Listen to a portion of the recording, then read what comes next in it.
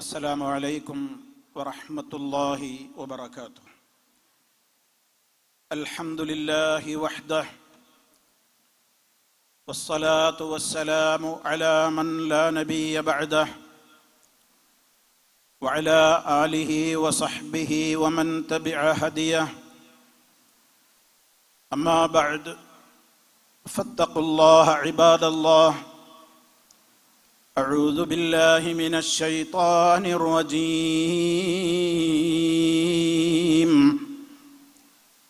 جنات عدن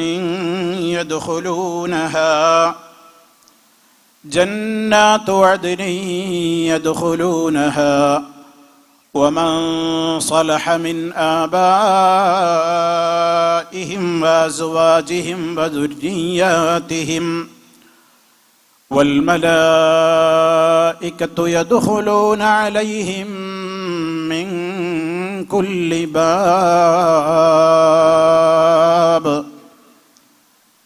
سلام عليكم بما صبرتم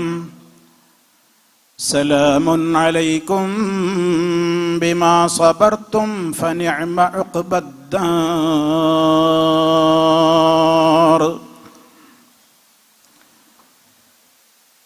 ഏറെ ബഹുമാനമുള്ള പ്രിയപ്പെട്ട സഹപ്രവർത്തകന്മാരെ, എൻ്റെ പ്രിയപ്പെട്ട സഹോദരി സഹോദരന്മാരെ, സുഹൃത്തുക്കളെ, ഈ പ്രോഗ്രാം ഓൺലൈനിലൂടെ വീക്ഷിച്ചുകൊണ്ടിരിക്കുന്ന പ്രിയ ശ്രോതാക്കളെ, വിസ്ഡം പാലക്കാട് ജില്ലയിൽ ഈ പൊതുനഗരത്ത് സംഘടിപ്പിച്ചിട്ടുള്ള ഫാമിലി കോൺഫറൻസിൻ്റെ സമാപന സംസാരത്തിലാണ് നമ്മളിപ്പോഴുള്ളത്. അല്ലാഹു സുബ്ഹാനഹു വ തആലയുടെ മഹത്തായ തൗഫീഖിനാൽ ഇവിടെ വന്നുകൂടിയിട്ടുള്ള മുഴുവൻ ആളുകളും അവരുടെ മുഖങ്ങളിൽ ആ സന്തോഷം പ്രകടമാണ്. ഒരുപാട് കുടുംബ പ്രശ്നങ്ങളുമായി വന്നെത്തിയവരുണ്ടാകും ഈ മഹാസമ്മേളന നഗരിയിൽ. ഇവിടെ വന്നു ചേർന്നവരിൽ ഉപ്പമാരുണ്ട്, ഉമ്മമാരുണ്ട്, മക്കളുണ്ട്, മരുമക്കളുണ്ട്, അമ്മായിയമ്മമാരുണ്ട്, നാത്തൂന്മാരുണ്ട്, ഇളയച്ചിമാരും മൂത്തച്ചിമാരുമുണ്ട്, പേരക്കുട്ടികളുണ്ട്. പലരും അടങ്ങുന്ന വല്ലാത്തൊരു കുടുംബ സംഗമത്തിലാണ് നമ്മളുള്ളത്. കേട്ടുകൊണ്ടിരുന്നത് മുഴുവനും നമ്മുടേതായ പ്രശ്നങ്ങൾ തന്നെ. സദസ്യരുടെയും ശ്രോതാക്കളുടെയും കണ്ണുകളിൽ നിന്ന് കണ്ണുനീരുകൾ ഒഴുകിയിട്ടുണ്ട്. അവരുടെ ഹൃദയങ്ങളെ അത് വല്ലാതെ സ്വാധീനിച്ചതിൻ്റെ നേർസാക്ഷ്യമായി നമുക്കത് വിലയിരുത്താവുന്നതാണ്. ഇവിടെ ആരുടെയെങ്കിലും ജീവിതത്തിൽ ബന്ധമില്ലാത്ത ഏതെങ്കിലും കാര്യങ്ങളല്ല ചർച്ച ചെയ്യുന്നതും പറയുന്നതും. മുഴുവനും ഇന്ന് വരെ നമ്മൾ അനുഭവിച്ചു പോകുന്ന നമ്മുടെ വീടകങ്ങളിലെ നീറുന്ന പ്രാധാന്യമർഹിക്കുന്ന വിഷയങ്ങളെ സംബന്ധിച്ച് മാത്രമാണ്. അതുകൊണ്ട് തന്നെയാണ് ഇത്തരത്തിൽ വിളിച്ചു ചേർക്കപ്പെടുന്ന ഫാമിലി കോൺഫറൻസുകളൊക്കെ മഹാസമ്മേളനങ്ങളായി മാറുന്നതും. സഹോദരങ്ങളെ, ഒരു വീട്, പല വീടുകളിൽ നിന്ന് ഇവിടെ എത്തിച്ചേർന്നവരാണ് നമ്മളെല്ലാവരും. ഓരോ വീടുകളിലെ അംഗങ്ങളാണ് ഈ നിറഞ്ഞിരിക്കുന്നത് മുഴുവനും. നമുക്കൊരു ലക്ഷ്യമുണ്ട്. നമ്മുടെ ഈ ദുന്യാവിലെ വീടല്ല നമ്മുടെ യഥാർത്ഥത്തിലുള്ള വീട്. നമുക്ക് പരലോകമാകുന്ന അവിടെ കിട്ടാനുള്ള ഏറ്റവും ശാശ്വതമായ സമാധാനത്തിൻ്റെ കേന്ദ്രമായ സ്വർഗം, ആ വീട് കിട്ടാനാണ് നമ്മുടെ മോഹം. ആ വീട്ടിലേക്ക് കടക്കുമ്പോൾ എൻ്റെ ഉപ്പ കൂടെ വേണം, എൻ്റെ ഉമ്മ കൂടെ വേണം, എൻ്റെ മക്കൾ വേണം, പേരക്കുട്ടികൾ വേണം, മരുമക്കൾ വേണം. എല്ലാവരും അത് ആഗ്രഹിക്കുന്നവരാണ്. ആ ആഗ്രഹം ദിനേന നമ്മുടെ പ്രഭാത പ്രദോഷ പ്രാർത്ഥനകളിലും മറ്റു സമയങ്ങളിലുമൊക്കെ നമ്മൾ കണ്ണുനീരൊഴുക്കി വേദനിക്കുന്ന, ആഗ്രഹം പൂത്തുലയുന്ന ഹൃദയത്തോടെ റബ്ബിനോട് പറഞ്ഞുകൊണ്ടേയിരിക്കുകയാണ്. അതുകൊണ്ട് തന്നെ നമുക്ക് വേണ്ടത് നമ്മുടെ വീടുകൾ, ആ വീട്ടിൽ താമസിക്കുന്ന മുഴുവൻ ആളുകളും ഒന്നായി സ്വർഗത്തിലേക്ക് പോകണം. അതിനെന്താണ് ആവശ്യമെന്നാണ് നമ്മൾ ചർച്ച ചെയ്യുന്നത്. ഒരു വീട് സമാധാനത്തിന്റെ കേന്ദ്രമായി എപ്പോഴും മാറണം. വീട് എന്നുള്ളതിനെ അറബി ഭാഷയിൽ പ്രയോഗിക്കുന്ന പദത്തിൽ പോലും സമാധാനത്തിന്റെയും ശാന്തിയുടെയും അർത്ഥതലങ്ങളാണ് തുന്നിച്ചേർക്കപ്പെട്ടിട്ടുള്ളത്. അറബിയിൽ മസ്കൻ എന്നാണ് വീടിന് പലപ്പോഴും പ്രയോഗിക്കപ്പെടുന്ന പദം. ആ പദം തന്നെ സകനയിൽ നിന്ന് അടക്കം, ഒതുക്കം, ശാന്തി, സമാധാനം, അവയുടെയൊക്കെ കേന്ദ്രമാണ് എൻ്റെ വീട് എന്നാണ്, ആവണമെന്നാണ് ഞാൻ ആഗ്രഹിക്കുന്നത്. ഇതിനു വേണ്ടിയുള്ള നെട്ടോട്ടത്തിനിടയിൽ നാം പഠിക്കേണ്ടതും മനസ്സിലാക്കേണ്ടതുമായ കാര്യങ്ങൾ ഒരിക്കലും നമ്മൾ അശ്രദ്ധമായി തള്ളിക്കളയാനേ പാടില്ല. അതുകൊണ്ട് തന്നെ ഒരു വീട് സമാധാനപൂർണമാകണമെങ്കിൽ ആ വീടിന്റെ പെയിന്റോ അവിടെയുള്ള അലങ്കാരങ്ങളോ അതിൻ്റെ അകത്തുള്ള അധുനാധുന സംവിധാനങ്ങളോ സജ്ജീകരണങ്ങളോ ഒന്നുമല്ല വേണ്ടത്. ഓലമേഞ്ഞ കുടിലാണെങ്കിലും കൊട്ടാരങ്ങളിലാണെങ്കിലും താമസിക്കുന്ന ആളുകൾക്ക് വേണ്ടത് മനസ്സമാധാനമാണ്. അതേ, മനസ്സറിഞ്ഞുകൊണ്ട് പരസ്പരം മുഖം നോക്കി സംസാരിക്കുന്ന, അതുപോലെ തന്നെ കിടന്നാൽ സമാധാനത്തോടെ ഉറങ്ങാൻ കഴിയുന്ന ശാന്തി നികേതനങ്ങളായി നമ്മുടെ ഭവനങ്ങൾ മാറണമെങ്കിൽ ഒരു കുടുംബം എന്ന യൂണിറ്റിലേക്ക് നമ്മൾ കാലെടുത്ത് വെക്കുന്ന ആ പ്രത്യേകമായ പ്രതിഭാസത്തിലൂടെയാണ് ഇവിടെ ഒരു കുടുംബം രൂപം കൊള്ളുന്നത്. നമുക്കൊക്കെ അറിയാം, അന്യരായി നിന്നിരുന്ന ഒരാണും പെണ്ണും വിവാഹമെന്ന് പറയുന്ന ഇസ്ലാം കൃത്യമായ കൽപ്പനകളോടെ പരിപാവനമാക്കിയ ഒരു ബന്ധത്തിലൂടെയാണ് ഒരു കുടുംബം എന്ന യൂണിറ്റിന്റെ തറക്കല്ലിടൽ കർമ്മം നടക്കപ്പെടുന്നത്. അതിലൂടെ ഒരു കുടുംബം തുടങ്ങുകയാണ്. അവിടം മുതൽ ശ്രദ്ധിക്കണം. എന്തിന്? എന്റെയും നിങ്ങളുടെയും വീടകങ്ങൾ സമാധാനപൂർണമായി തീരാൻ അവിടെയാണ് ആദ്യം ശ്രദ്ധിക്കേണ്ടത്. എൻ്റെ വീട്ടിലേക്ക് ഞാൻ കെട്ടിക്കൊണ്ടുവരുന്ന എൻ്റെ പെണ്ണ്, അല്ലെങ്കിൽ എൻ്റെ മകൻ കെട്ടിക്കൊണ്ടുവരുന്ന എൻ്റെ മരുമകൾ, അവൾ മതബോധമുള്ളവളായിരിക്കണം.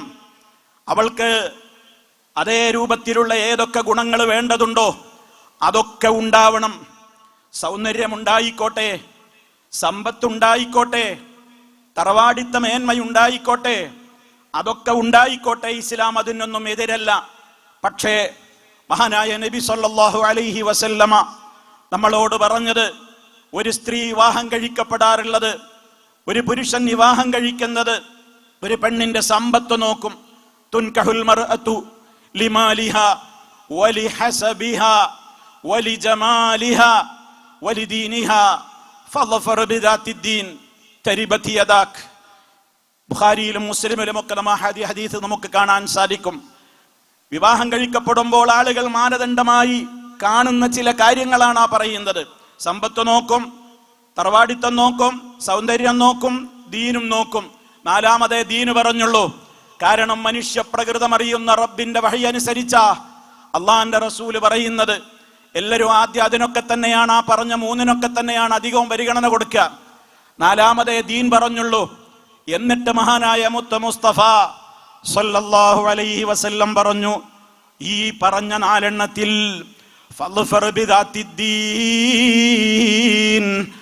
മതമുള്ള പെണ്ണിനെ കൊണ്ട് നീ വിജയിച്ചോ.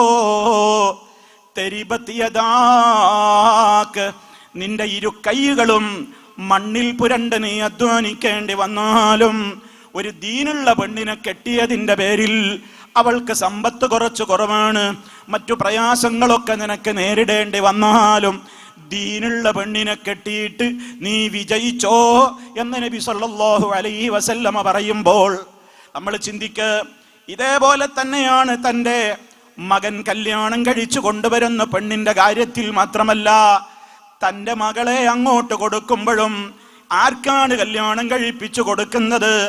ദീനുള്ള ചെറുക്കനാണോ? മതബോധമുള്ള ആ നിലക്കുള്ള വരനാണോ? റഹ്മാനായ റബ്ബിനെ പരിചയമുള്ള മോനാണോ? റബ്ബിനെ മാത്രം വിളിച്ചു പ്രാർത്ഥിക്കുന്ന മോനാണോ? അതോ റബ്ബിനെ ചോദ്യം ചെയ്യുന്നവനാണോ? നിരീശ്വര നിർമ്മത പ്രസ്ഥാനത്തിന്റെ വക്താവാണോ? ഇങ്ങനെ 100 കൂട്ടം കാര്യങ്ങൾ നമുക്ക് ചിന്തിക്കാനുണ്ട്.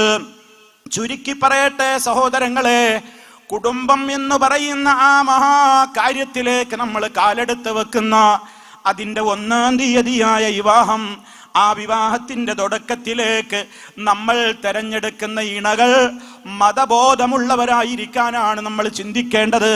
അതൊന്നും ഇപ്പയത്ര കാര്യമാക്കേണ്ടതില്ല. കെട്ടിക്കൊടുന്നതിൻ്റെ ശേഷം നമുക്ക് നന്നാക്കിയെടുത്താ പോരെ എന്ന ന്യായം എത്രത്തോളം അത് പ്രായോഗികമായി ശരിയാകും എന്ന് എന്നെക്കാൾ ഇവിടെ കൂടിയ ആളുകൾക്കറിയാമല്ലോ.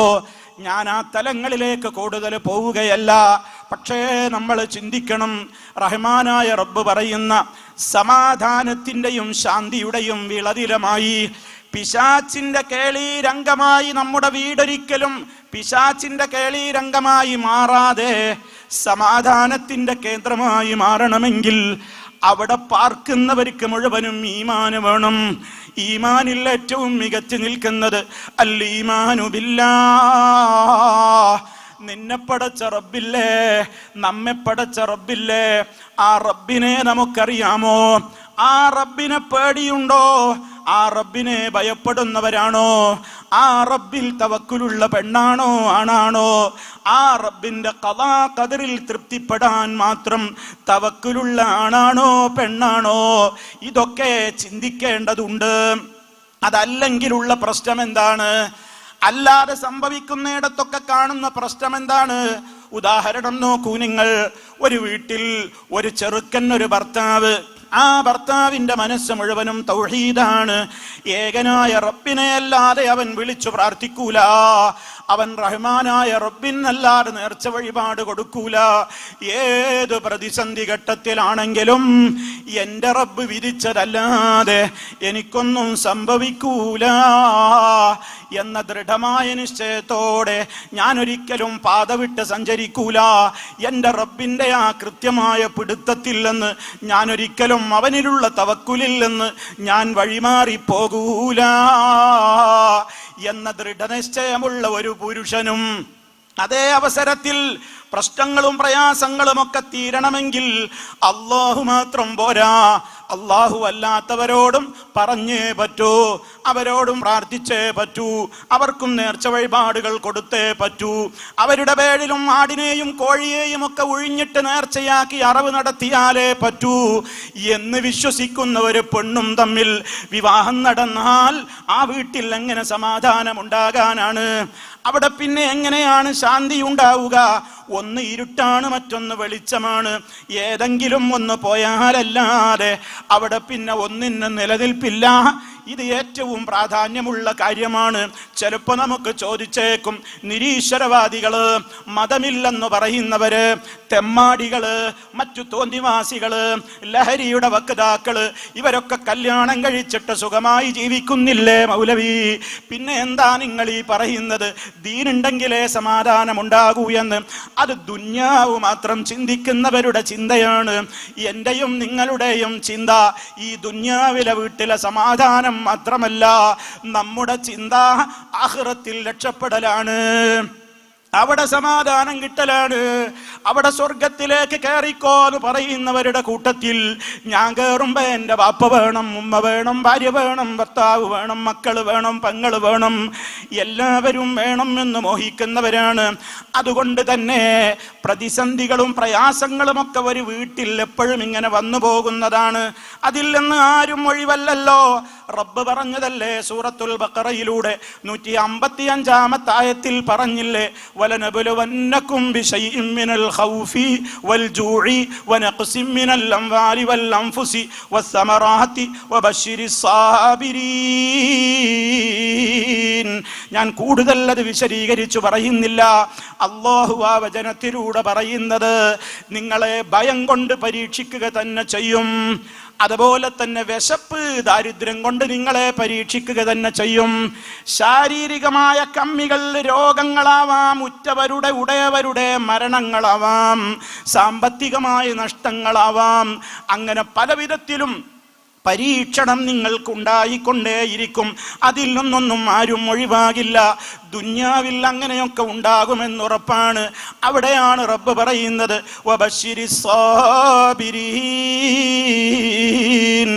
ക്ഷമാലുക്കൾക്ക് സന്തോഷ വാർത്ത അറിയിക്കൂ നബിയേ. ആരാണ് ക്ഷമാലുക്കൾ? അവർക്കെന്ത് പ്രയാസം ബാധിച്ചാലും അവർക്ക് തൗഹീദ് അവരുടെ മനസ്സിലുണ്ട്. അവരിങ്ങനെ പറഞ്ഞുകൊണ്ട് ആശ്വാസം കണ്ടെത്തും. ഇന്നാ ലില്ലാഹ്, ഞങ്ങളൊക്കെ അള്ളാഹിൻ്റെതല്ലേ, ഞങ്ങളുടെ കാര്യത്തിലൊക്കെ എന്ത് തീരുമാനെടുക്കാനും ഞങ്ങളെ അള്ളാഹുവിന് അധികാരമുണ്ടല്ലോ, അവകാശമുണ്ടല്ലോ. വ ഇന്നാ ഇലൈഹി റാജിഊൻ, ഞങ്ങളൊക്കെ അവൻ്റെ അടുത്തേക്ക് മടങ്ങിപ്പോകുന്നവരുമാണ്. ഇവിടെ ഞങ്ങൾക്ക് ഇനി എന്തെന്ത് സുഖങ്ങൾ കമ്മി വന്നാലും, എന്തെന്ന് പരീക്ഷണങ്ങൾ ഉണ്ടെങ്കിലും, പരീക്ഷണങ്ങളില്ലാത്തൊരു ലോകത്തേക്കാണ് റബ്ബ് മാടി വിളിക്കുന്നത്. വല്ലാഹു യദ്ഉ ഇലാ ദാരിസ്സലാം, ഒരു പ്രയാസങ്ങളും കഷ്ടപ്പാടുകളുമില്ലാത്ത സമാധാനത്തിന്റെ വീട്ടിലേക്കാണ് അല്ലാഹു വിളിക്കുന്നത്. അതിൽ അടിയുറച്ചു നിൽക്കും ഒരു തൗഹീദുള്ള വ്യക്തി. അതേ അവസരത്തിൽ അതിൻ്റെ അപ്പുറമുള്ള ആളുകളാണെങ്കിലോ, ഈ വിശ്വാസം ഉറച്ചിട്ടില്ലാത്തവരെന്തു ചെയ്യും? അവരവരുടെ പ്രതിസന്ധികൾ വരുമ്പോ അവര് റബ്ബല്ലാത്തവരെ വിളിച്ചു പ്രാർത്ഥിക്കും. അവരാകെ പതറിപ്പോകും. അവരുടെ മനസ്സുകളാകെ പതറി മാറുകയാണ്. അവർ കുറെയൊക്കെ അള്ളാഹിനോട് തേടിക്കൊണ്ടിരിക്കും. പക്ഷേ അവർക്ക് ഫലം കിട്ടി എന്ന് തോന്നുന്നില്ല. അപ്പോഴായിരിക്കും ഒരു പക്ഷേ അയൽവാസി കയറി വരുന്നത്. ആ അയൽവാസി ഒരു പക്ഷേ അന്യമതസ്ഥനായിരിക്കാം, ആരോ ആയിരിക്കാം. ഇയാളുടെ വിഷമങ്ങളും പ്രയാസങ്ങളും കണ്ടിട്ട് ആ മനുഷ്യനൊരു പക്ഷേ പറയും, നിങ്ങൾ ഒരുപാട് കാര്യമായില്ലേ ഇന്നതൊക്കെ ചെയ്യുന്നു, ഇനി ഇതും കൂടി ഒന്ന് ചെയ്തു നോക്കൂ എന്ന് പറഞ്ഞിട്ട് ഏതെങ്കിലും ഒരു ദർഗയുടെ പേര് പറയും, അല്ലെങ്കിൽ ഒരു ജാറത്തിന്റെ പേര് പറയും, അതല്ലെങ്കിൽ ഒരു ക്ഷേത്രത്തിന്റെ പേര് പറയും, അതല്ലെങ്കിൽ ഒരു ക്രിസ്ത്യൻ പള്ളിയുടെ പേര് പറയും. അങ്ങോട്ടൊന്ന് നേർച്ച കൊടുക്കൂ, അങ്ങോട്ടൊരു വഴിപാട് നടത്തൂ, അവിടേക്കൊരു തുലാഭാരമെങ്കിലും ചെറിയ തോതിലെങ്കിലും ഒന്ന് നേർച്ചയാക്കി നോക്കൂ. ഒരുപാട് കഷ്ടപ്പെട്ടതല്ലേ, ഒരു പരിഹാരം ഉണ്ടായേക്കും എന്ന് പറഞ്ഞു കൊതിപ്പിക്കുമ്പോ ഈ ദുർബല ഹൃദയക്കാരിയായ പെണ്ണ് അവളുടെ മനസ്സ് ചാഞ്ചാടുകയാണ്. അതേ, പറയുന്നത് ശരിയല്ലേ, ഞാനും അങ്ങനെ ഒന്ന് പരീക്ഷിച്ചാലോ എന്ന് വിചാരിച്ചുകൊണ്ട് അതാ അല്ലാഹു സുബ്ഹാനഹു വ തആല പറഞ്ഞതുപോലെ പിടുത്തം വിടുന്നു റബ്ബിൽ നിന്ന്. പിന്നെ എവിടേക്കൊക്കെ പോകണം എന്ന് ഒരു നിശ്ചയവുമില്ല. ഇന്ന് ഒരിടത്താണെങ്കിൽ നാളെ വേറൊരു സ്ഥലത്താണ്. അങ്ങനെ എല്ലാ ദർഗകളും മഖാമുകളും കയറി ഇറങ്ങുന്നു. അന്യമതസ്ഥരുടെ ആരാധനാലയങ്ങളിലും കയറി ഇറങ്ങുന്നു. ഇങ്ങനെ സമാധാനമില്ലാതെ മുന്നോട്ട് പോകേണ്ടി വരുന്നു. ഈ ഒരവസ്ഥ നമ്മുടെ വീടുകളിൽ വരാൻ പാടില്ല, ഇതുണ്ടാകാൻ പാടില്ല. അതുകൊണ്ട് നല്ല മതബോധം വേണം. ആ മതബോധം നമ്മുടെ ജീവിതത്തിൽ കൃത്യമായിട്ടില്ലാതെയാകുന്നിടത്ത് റഹ്മാനായ റബ്ബിന്റെ സ്ഥാനത്ത് മറ്റുള്ളവരെ പ്രതിഷ്ഠിക്കും, റബ്ബല്ലാത്തവരെ വിളിച്ചു ദുആ ചെയ്യും. റബ്ബ് പറഞ്ഞതെന്താ? വലാ തദഉ മിൻ ദൂനില്ലാഹ് മാ ലാ യൻഫഉക വലാ യദുറുക ഫഇൻ ഫഅൽത ഫഇന്നക ഇദൻ മിനൽ ളാലിമീൻ. സൂറത്ത് യൂനുസിലെ 106-ാമത്തെ വചനത്തിൽ റബ്ബ് പറഞ്ഞു, അള്ളാന്റെ റസൂലിനോടാണ് പറയുന്നതെന്ന് ഓർക്കണം, നമ്മളോടല്ല. റസൂലിനോടാണ് അഭിസംബോധന. വലാ തദഉ മിൻ ദൂനില്ലാഹ്, അല്ലാഹുവിനെ കൂടാതെ നീ വിളിച്ചു പ്രാർത്ഥിക്കരുതേ. ആരോടാ പറയണേ? മുത്തു മുസ്തഫയോട്. താങ്കൾ അള്ളാഹുവിനെ കൂടാതെ വിളിച്ചു പ്രാർത്ഥിക്കരുത്. മാലായം ഫഴുക വലായ ദുർറുക, നിനക്ക് ഉപകാരമോ ഉപദ്രവമോ ചെയ്യാത്തതിന് നീ എങ്ങാനും അത് ചെയ്താൽ നീ കടുത്ത അക്രമികളിൽ പെട്ടുപോകും. ഇത് നബി സല്ലല്ലാഹു അലൈഹി വസല്ലമിനോടാണ് പറയുന്നതെങ്കിൽ അവിടെ തഫ്സീർ എഴുതിയ പണ്ഡിതന്മാര് പറഞ്ഞൊരു വാചകം നമ്മളെ ഇരുത്തി ചിന്തിപ്പിക്കേണ്ടതാണ്. അവിടെ പറയുന്നത് എന്താ? ഫൈദാ കാന ഖൈറുൽ ഖൽഖി ലൗ ദആ മഅല്ലാഹി ഗൈറഹു ലകാന മിനൽ ളാലിമീനൽ മുശ്രികീന ഫകൈഫ ബിഗൈരിഹി. അല്ലാഹുവിന്റെ റസൂലിനോടാണ് റബ്ബ് ഇങ്ങനെ പറഞ്ഞതെങ്കിൽ നമ്മളുടെയൊക്കെ അവസ്ഥ എന്തായിരിക്കും? മുത്ത മുസ്തഫ ശിർക്ക് ചെയ്യൂല, മുത്ത മുസ്തഫ റബ്ബല്ലാത്തവരെ വിളിച്ചു പ്രാർത്ഥിക്കൂല. അങ്ങനെ ഒരു ചിന്തയുടെ ലവലേശം പോലും ആ പവിത്രമായ ഹൃദയത്തിലേക്ക് കടന്നു വരില്ല. പക്ഷേ എന്നിട്ടും എന്തിനാണ് ആ താക്കീത്? അതേ ഏറ്റവും പവിത്രനായ മുത്ത മുസ്തഫയോട് പോലും റബ്ബിത് പറയുന്നത് എന്തിനാണ്? അതല്ലാത്തവര് ഗൗരവത്തോടെ എടുക്കാനാണ്.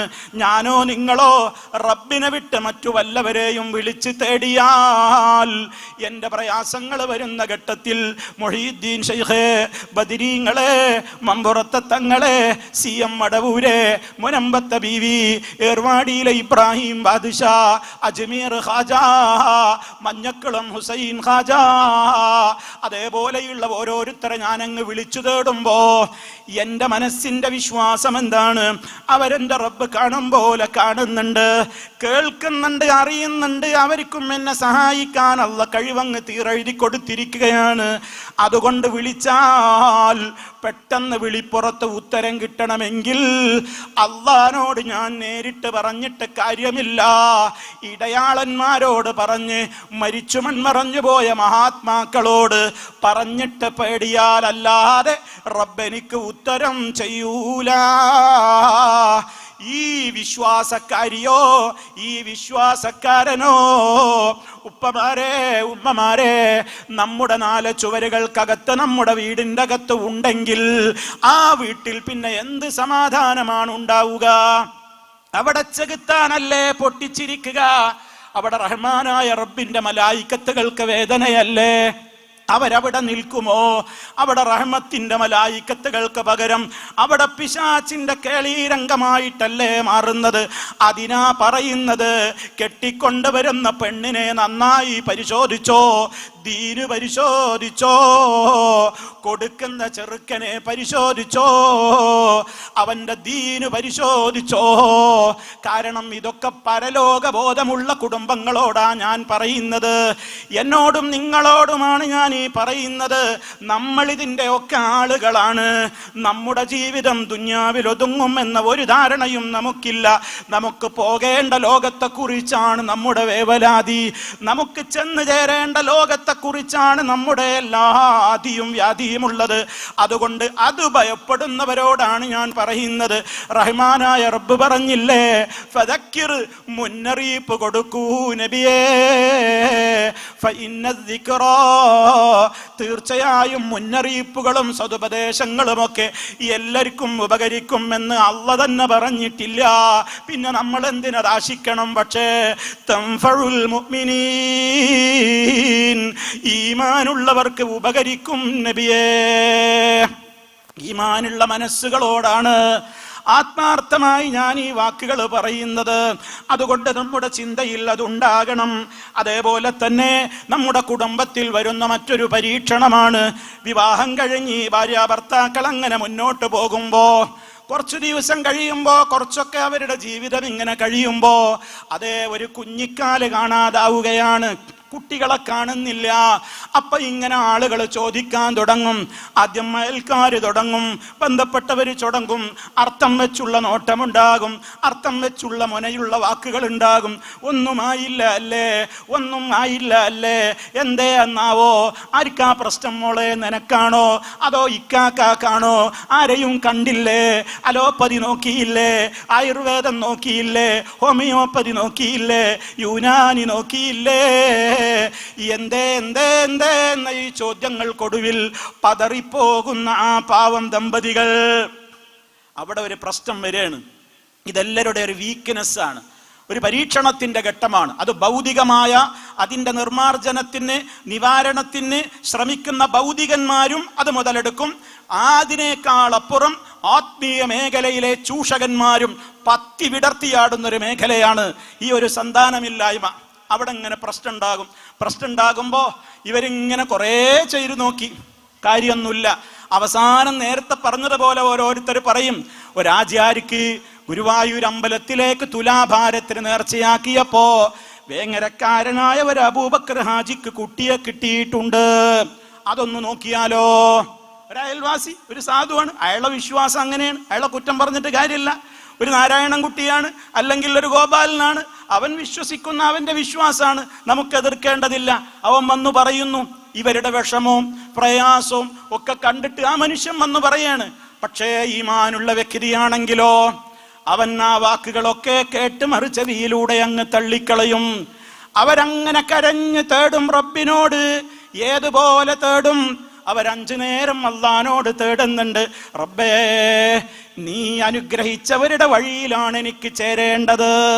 നീ വെറുത്ത, നീ കോപിച്ച, നിന്റെ ശാപത്തിന് വിധേയമായ, നിന്റെ കോപത്തിന് അർഹരായി തീർന്ന ഒരു കക്ഷികളുടെയും വഴിയിൽ നീ എന്നെ ചേർക്കല്ലേ എന്ന് 17 തവണ നിർബന്ധമായി സൂറത്തുൽ ഫാത്തിഹയിലൂടെ അവൻ തേടിക്കൊണ്ടേയിരിക്കുകയാണ്. പിഴച്ചു പോകാതെ മഹാരഥന്മാര് പോയ വഴിയിലൂടെ മുന്നോട്ട് പോകാൻ എനിക്ക് തൗഫീഖ് തരണേ എന്ന് തേടുന്ന ആ ദമ്പതികൾ, അവരുടെ മനസ്സിലേക്ക് അവര് എന്നും ഖുർആൻ ഓതുമല്ലോ. കാരണം സമാധാനത്തിന്റെ വീട്ടിൽ ഖുർആനിന്റെ ശബ്ദം കേൾക്കാത്തൊരു ദിവസം ഉണ്ടാവൂല. നമ്മളെ ഒക്കെ വീട്ടിൽ അങ്ങനെയാ വേണ്ടത്. സുബഹിക്ക് മുമ്പേ ലൈറ്റ് തെളിയണം, ഖുർആൻ പാരായണം ഉണ്ടാവണം. അത് ഉറക്കയോ പതുക്കയോ നിസ്കാരത്തിന്റെ അകത്തോ പുറത്തോ എങ്ങനെയായാലും അള്ളാന്റെ വചനങ്ങൾ ഇങ്ങനെ കേൾക്കുന്ന വീട്ടില് ശൈത്താന് വല്ലാതെ ഉറച്ചു നിൽക്കാൻ പറ്റൂലാന്ന് മഹാനായ മുഹമ്മദ് മുസ്തഫ സല്ലല്ലാഹു അലൈഹി വസല്ലം. അതുകൊണ്ട് ഈ വചനങ്ങളൊക്കെ ഇങ്ങനെ ഓതുന്ന ആ വീട്ടിലെ അംഗങ്ങളുടെ മനസ്സിൽ ഇങ്ങനെ തെളിഞ്ഞു വരിക, എൻ്റെ നേതാവ് ഇബ്രാഹിം അലൈഹിസ്സലാം മക്കളില്ലാതെ എത്ര പ്രായത്തോളം ജീവിച്ചു.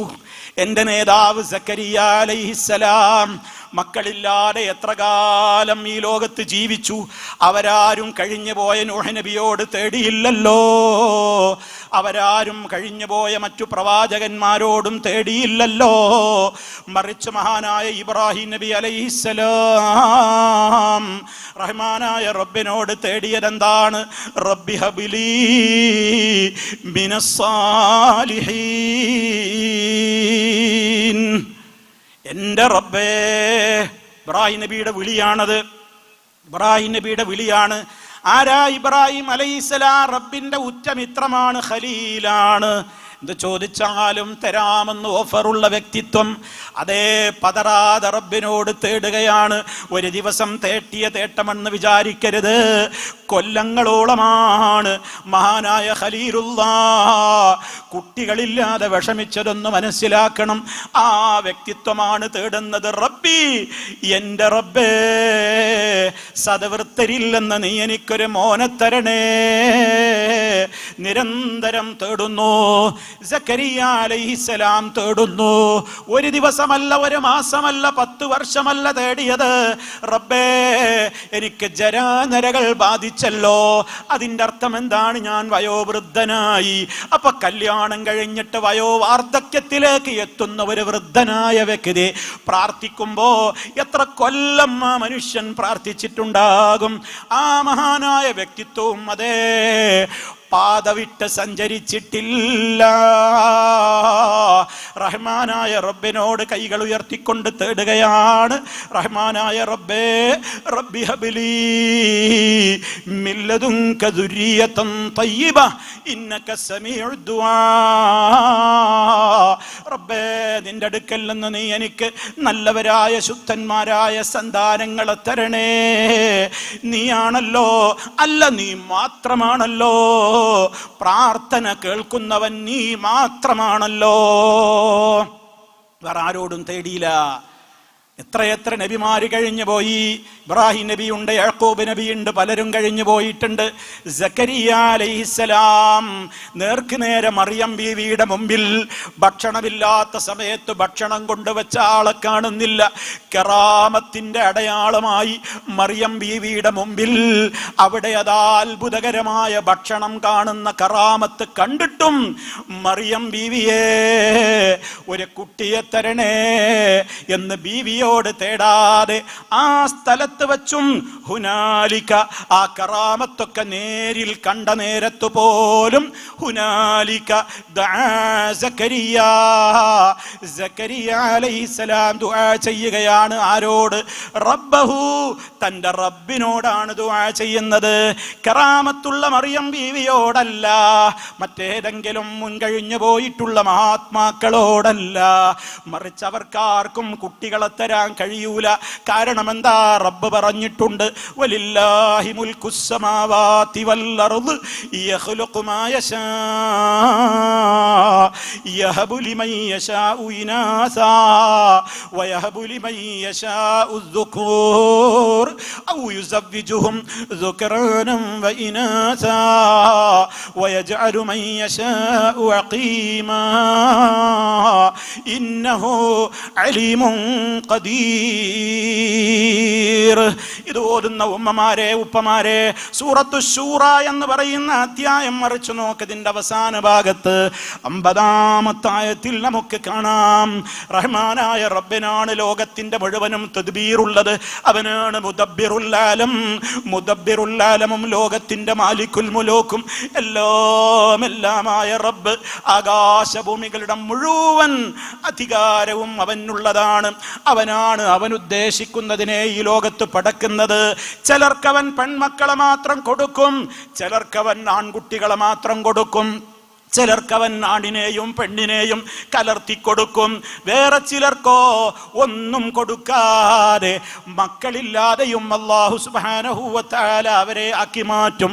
അവസാനം പറഞ്ഞ വാചകം നോക്കൂ, ഇന്നഹു, തീർച്ചയായും ആ റബ്ബ് അവൻ മാത്രമാണ് അലീം. ആർക്കൊക്കെ എപ്പോഴൊക്കെ ആർക്കൊക്കെ ഏതൊക്കെ എത്ര അളവിൽ കൊടുക്കണമെന്ന് അറിവുള്ളവൻ അവൻ മാത്രമാണ്. അത് കൊടുക്കാനുള്ള ഖുദ്റത്തുള്ള ഖദീറും അവൻ മാത്രമാണ് കേട്ടോ. ഇത് അടിയുറച്ച് വിശ്വസിക്കുന്നവര് മുസ്ലിം, ഇത് പാരായണം ചെയ്യുന്നവര് മുസ്ലിം, അവൻ ഒരിടത്തേക്കും തൊട്ടില് കെട്ടാൻ നേർച്ചയാക്കൂല. ഒരു ജാറത്തിലേക്കും അവൻ ജാറം മൂടാൻ നേർച്ചയാക്കൂല. ഒരു ജാറത്തിലും അവനൊരു കുട്ടിയെ മോഹിച്ചവൻ വിളക്ക് കൊളുത്തൂല. അവിടുത്തെ പെട്ടിയിലേക്ക് അവൻ പണമിടൂല. ഒരു ജാറവും അവൻ മുത്തിമണക്കൂല. ഒരിടത്തേക്കും അവൻ നാട്ടിനെ കൊടുക്കൂല, കോഴിയെ കൊടുക്കൂല, നാളികേരം നേർച്ചയാക്കൂല. അതുപോലെ തന്നെ മറ്റു പച്ചക്കറികളോ വിഭവങ്ങളോ ഒന്നും തന്നെ അവൻ നേർച്ചയാക്കൂല. കാരണം അവൻ അടിയുറച്ച് വിശ്വസിക്കുന്നത്, എന്റെ റബ്ബിന് അറിയാം എനിക്ക് മോനെ തരണോ മോളെ തരണോ, അതോ രണ്ടും വേണോ അതോ ഒന്നും വേണ്ടയോ. അതറിയുന്ന അലീമായ ഖദീറായ റബ്ബിനോട് വെല്ലുവിളിക്കാൻ ഈ ദുർബലനായ ഞാൻ ആരാണ്? അതുകൊണ്ട് റബ്ബേ, തന്നാൽ ഞാൻ സ്വീകരിക്കും, തന്നില്ലെങ്കിലോ അതും ഞാൻ തൃപ്തിപ്പെടും. ഈ ചിന്തയോടെ മുന്നോട്ട് പോകുന്ന അംഗങ്ങളാണോ നമ്മുടെ വീട്ടിലുള്ളത്? എങ്കിൽ ആ വീട് സമാധാനത്തിന്റെ കേന്ദ്രമാണ്. അവിടെ പ്രകാശപൂരിതമാണ്, അവിടെ മലായിക്കത്തുകളുടെ വിളനിലമാണ്. അതേ അവസരത്തിൽ റബ്ബല്ലാത്തവരെ വിളിച്ചു പ്രാർത്ഥിച്ചും നേർച്ച വഴിപാടുകൾ അർപ്പിച്ചും അങ്ങനെ ഓരോ സ്ഥലങ്ങളിലേക്ക് ഇങ്ങനെ പോവുകയാണ്. അങ്ങനെ ശിർക്കിന്റെയും കുഫറിന്റെയും വഴികളിലേക്ക് അതേ പെണ്ണ് മാത്രം ജനിക്കുന്ന കുട്ടികളെ ആൺകുട്ടിയാക്കുന്ന ഔലിയപ്പാപ്പയുണ്ട്. പെണ്ണായി പിറന്നുള്ള കുട്ടിയെ ആണാക്കി പുതി പോൽ മാറ്റുന്ന പൂർണ്ണ പോലിവാണോ. നിങ്ങളുടെ പാലക്കാടിനോട് തൊട്ടുകിടക്കുന്ന മഞ്ഞക്കുളത്തുള്ള ഖാജാ ഹുസൈൻ എന്ന് പറയുന്നവരുടെ പേരിലുള്ള മഞ്ഞക്കുളം മാലയിൽ പറയുന്ന വരിയാണ്, ഏതു കുട്ടിയെ വേണോ കൊടുക്കാൻ മൂപ്പര് റെഡിയാണ്. ഇസ്ലാമാണോ? അമ്പങ്കുന്നിലെ വീരാന ഉലിയപ്പാപ്പയോട് എന്ത് ചോദിച്ചാലും നിമിഷ നേരത്തേക്ക് വിളിച്ചാൽ വിളിപ്പുറത്ത് ഉത്തരം തരുന്ന വലിയ കഴിവുള്ള മഹാനാണെന്ന് പറഞ്ഞ് അവിടേക്ക് സിനിമാറ്റിക് ഡാൻസിൽ തള്ളാനും മുന്താനും പോകാനും അവിടുത്തെ പെട്ടിവരവിലേക്ക് നേർച്ച വഴിപാടുകൾ സമർപ്പിക്കാനും തേങ്ങയും മലരും അവിലും അതേപോലെയുള്ള മറ്റു സംഗതികളുമായി അങ്ങോട്ടങ്ങനെ അതേ നേർച്ചയുടെ കൂടകളുമായി കൊട്ടകളുമായി അങ്ങോട്ട് ഒഴുകുന്ന പാവപ്പെട്ടവരായ ആളുകളില്ലേ, അവരെ മുസ്ലിയാക്കന്മാര് പറഞ്ഞു പറ്റിച്ചു. അതൊക്കെ നിങ്ങൾക്ക് ഉത്തരം കിട്ടുന്ന കേന്ദ്രങ്ങളാണ്. മറിച്ച് റബ്ബേ എന്ന് വിളിച്ചാൽ ഉത്തരം കിട്ടും എന്ന് ഉറപ്പില്ല. അതില് പെട്ടുപോകരുത് ഉമ്മമാരെ, അതില് പെട്ടുപോകരുത് ഉപ്പമാരെ. നമ്മുടെ വീട്ടിൽ സന്താനമില്ലാത്ത പരീക്ഷിക്കപ്പെടുന്നവരുണ്ടോ? റഹ്മാനായ റബ്ബേ, അങ്ങനെ പരീക്ഷിക്കുന്നവർ ഈ ആയിരക്കണക്കിന് കൂടിയ ആളുകളിൽ ആരെങ്കിലും ഉണ്ടെങ്കിൽ നീ അവർക്ക് സന്താനങ്ങളെ നൽകൽ ഖൈറാണ് ഉദ്ദേശിക്കുന്നതെങ്കിൽ നീ അവർക്ക് സാലിഹീങ്ങളെ നൽകണേ. നല്ലവരായ മക്കളെ നീ ഞങ്ങൾക്കും പ്രദാനം ചെയ്യണേ. ഉള്ള മക്കളെ നീ നല്ലവരായി തന്നെ മരണം വരെ മുന്നോട്ട് കൊണ്ടുപോകണേ. ആത്മാർത്ഥമായി സദസ്സിൽ വെച്ച് ദുആ ചെയ്യുകയാണ്. നമ്മുടെ ആഗ്രഹമാണത്, നമ്മുടെ പ്രതീക്ഷയാണത്. ഞങ്ങളുടെ ഇണകളിൽ നിന്ന്, ഞങ്ങളുടെ സന്താനങ്ങളിൽ നിന്ന് ഞങ്ങളെ കരയിപ്പിക്കുന്ന കാഴ്ചകളൊന്നും ഒരിക്കലും കാണാനിടവരാതെ സന്തോഷിപ്പിക്കുന്ന കൺകുളിർക്കുന്ന കാഴ്ചകൾ മാത്രം കാണാനും ലോകത്ത് നല്ല നല്ല ആളുകൾക്കൊക്കെ നേതാക്കളാകുവാൻ മാത്രം ഞങ്ങളെയൊക്കെ ഉന്നതന്മാരാക്കുവാനും നീ ഞങ്ങൾക്ക് തൗഫീഖ് തരണേ എന്ന് മനസ്സ് പൊട്ടിയിട്ട് എത്രയാ ഉപ്പമാരെ ഉമ്മമാരെ നമ്മുടെ വീടകങ്ങളിൽ വെച്ച്, പള്ളികളിൽ വെച്ച്, പതിരാവുകളിൽ വെച്ച്, അതുപോലെ തന്നെ രാവിന്റെ അന്ത്യയാമങ്ങളിലൊക്കെ നമ്മൾ തേടാറുള്ളത്. ആ തേട്ടം കബൂലാക്കണമെങ്കിൽ അതിനനുസരിച്ചുള്ള നമ്മുടെ വിശ്വാസ രംഗത്തുള്ള വിശുദ്ധിയെ സംബന്ധിച്ചാണ് ഞാൻ എന്നോടും നിങ്ങളോടും ഈ ഓർമ്മപ്പെടുത്തുന്നത്. അതുകൊണ്ട് തന്നെ സന്താന സൗഭാഗ്യമില്ലാത്ത ഒരാളും തന്നെ വഴിവിട്ട കേന്ദ്രങ്ങളിലേക്ക് പോകരുത്. ഇനി വേറൊരു കൂട്ടരുമുണ്ട്, അവരത്തരം കേന്ദ്രങ്ങളിലേക്കല്ല പോവുക. അവരെന്ത് ചെയ്യും? ഹറാമായ ചികിത്സകളിലേക്ക് പോകും, ബീജ ബാങ്കുകളെ സമീപിക്കും. ആരുടെ ബീജമായാലെന്താ? പണം കൊടുത്തിട്ട് എൻ്റെ ഭാര്യയുടെ ഗർഭപാത്രത്തിലേക്ക് ഒരു ബീജ ബാങ്കിൽ ഞാൻ എൻ്റെ പേര് ബുക്ക് ചെയ്ത് ലക്ഷങ്ങൾ കൊടുത്തിട്ടൊരു ബീജം ഞാൻ കടം വാങ്ങിയിട്ട് എൻ്റെ ഭാര്യയുടെ ഗർഭപാത്രത്തിൽ വളർത്തിയാൽ അതിനൊക്കെ എന്ത് തകരാറാവുള്ളത്? 10 മാസം നൊന്ത് പിറന്നത് എൻ്റെ പെണ്ണല്ലേ, അതുകൊണ്ട് അതെൻ്റെ കുട്ടി തന്നെയാണെന്ന നിസ്സാരമായ ലാഘവ ബുദ്ധി ോടുകൂടി ഇസ്ലാം വിരോധിച്ച വ്യഭിചാരത്തിൻ്റെതായ ഗണത്തിലേക്ക് പോകുന്ന ആ മഹാപാതകമായ ബീജബാങ്കുകളെ സമീപിക്കാൻ പോകുന്ന ആളുകളുമുണ്ട്. പ്രശ്നം എന്താണെന്നോ? അവര് മതം പഠിച്ചിട്ടില്ല. അവർ ഇസ്ലാമിൻ്റെ ആ സുന്ദരമായ ആ വിശാലമായ കുടുംബത്തിൻ്റെ കാഴ്ചപ്പാടുകളെ കുറിച്ച് റബ്ബും അവൻ്റെ ദൂതനും പഠിപ്പിച്ചിരുന്ന അധ്യാപനങ്ങളെ ഒരിക്കൽ പോലും അവർ മനസ്സിരുത്തി വായിച്ചിട്ടില്ല, പഠിച്ചിട്ടില്ല. അതുകൊണ്ടാണ് ഈ കോൺഫറൻസിൽ കൂടിയവരോട് ഞാൻ പറയുന്നത്, എന്ത് മക്കളില്ലാത്ത വിഷമമുണ്ടെങ്കിലും ബീജബാങ്കുകൾ വേണ്ട.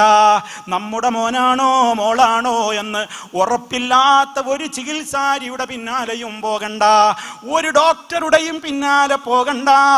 നമുക്ക് വേണ്ട, മക്കളില്ലെങ്കിൽ വേണ്ട, പക്ഷേ നമുക്ക് മോമിനായി മുസ്ലിമായി മരിക്കാലോ.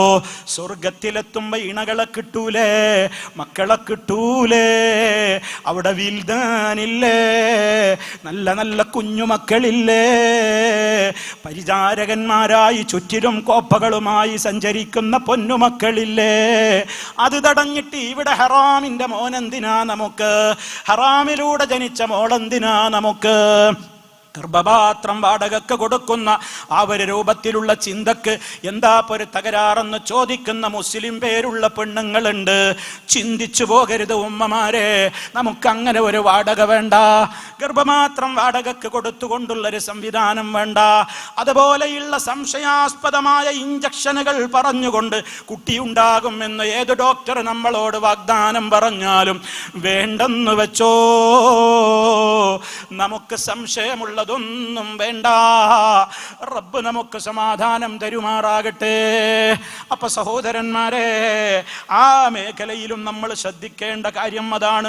ഇനി നിങ്ങൾ ആലോചിച്ചു നോക്ക്, നമ്മുടെ കുടുംബത്തിൽ പരീക്ഷണങ്ങൾ വരുമെന്ന് ആയത്ത് ഞാൻ എണ്ണി പറഞ്ഞപ്പോ അവിടെ റബ്ബ് പറഞ്ഞില്ലേ, വനഖ്സിം മിനൽ അംവാലി വൽ അൻഫുസ് എന്ന് പറഞ്ഞില്ലേ? എന്താണ് ഈ അൻഫുസിലുള്ള കമ്മി?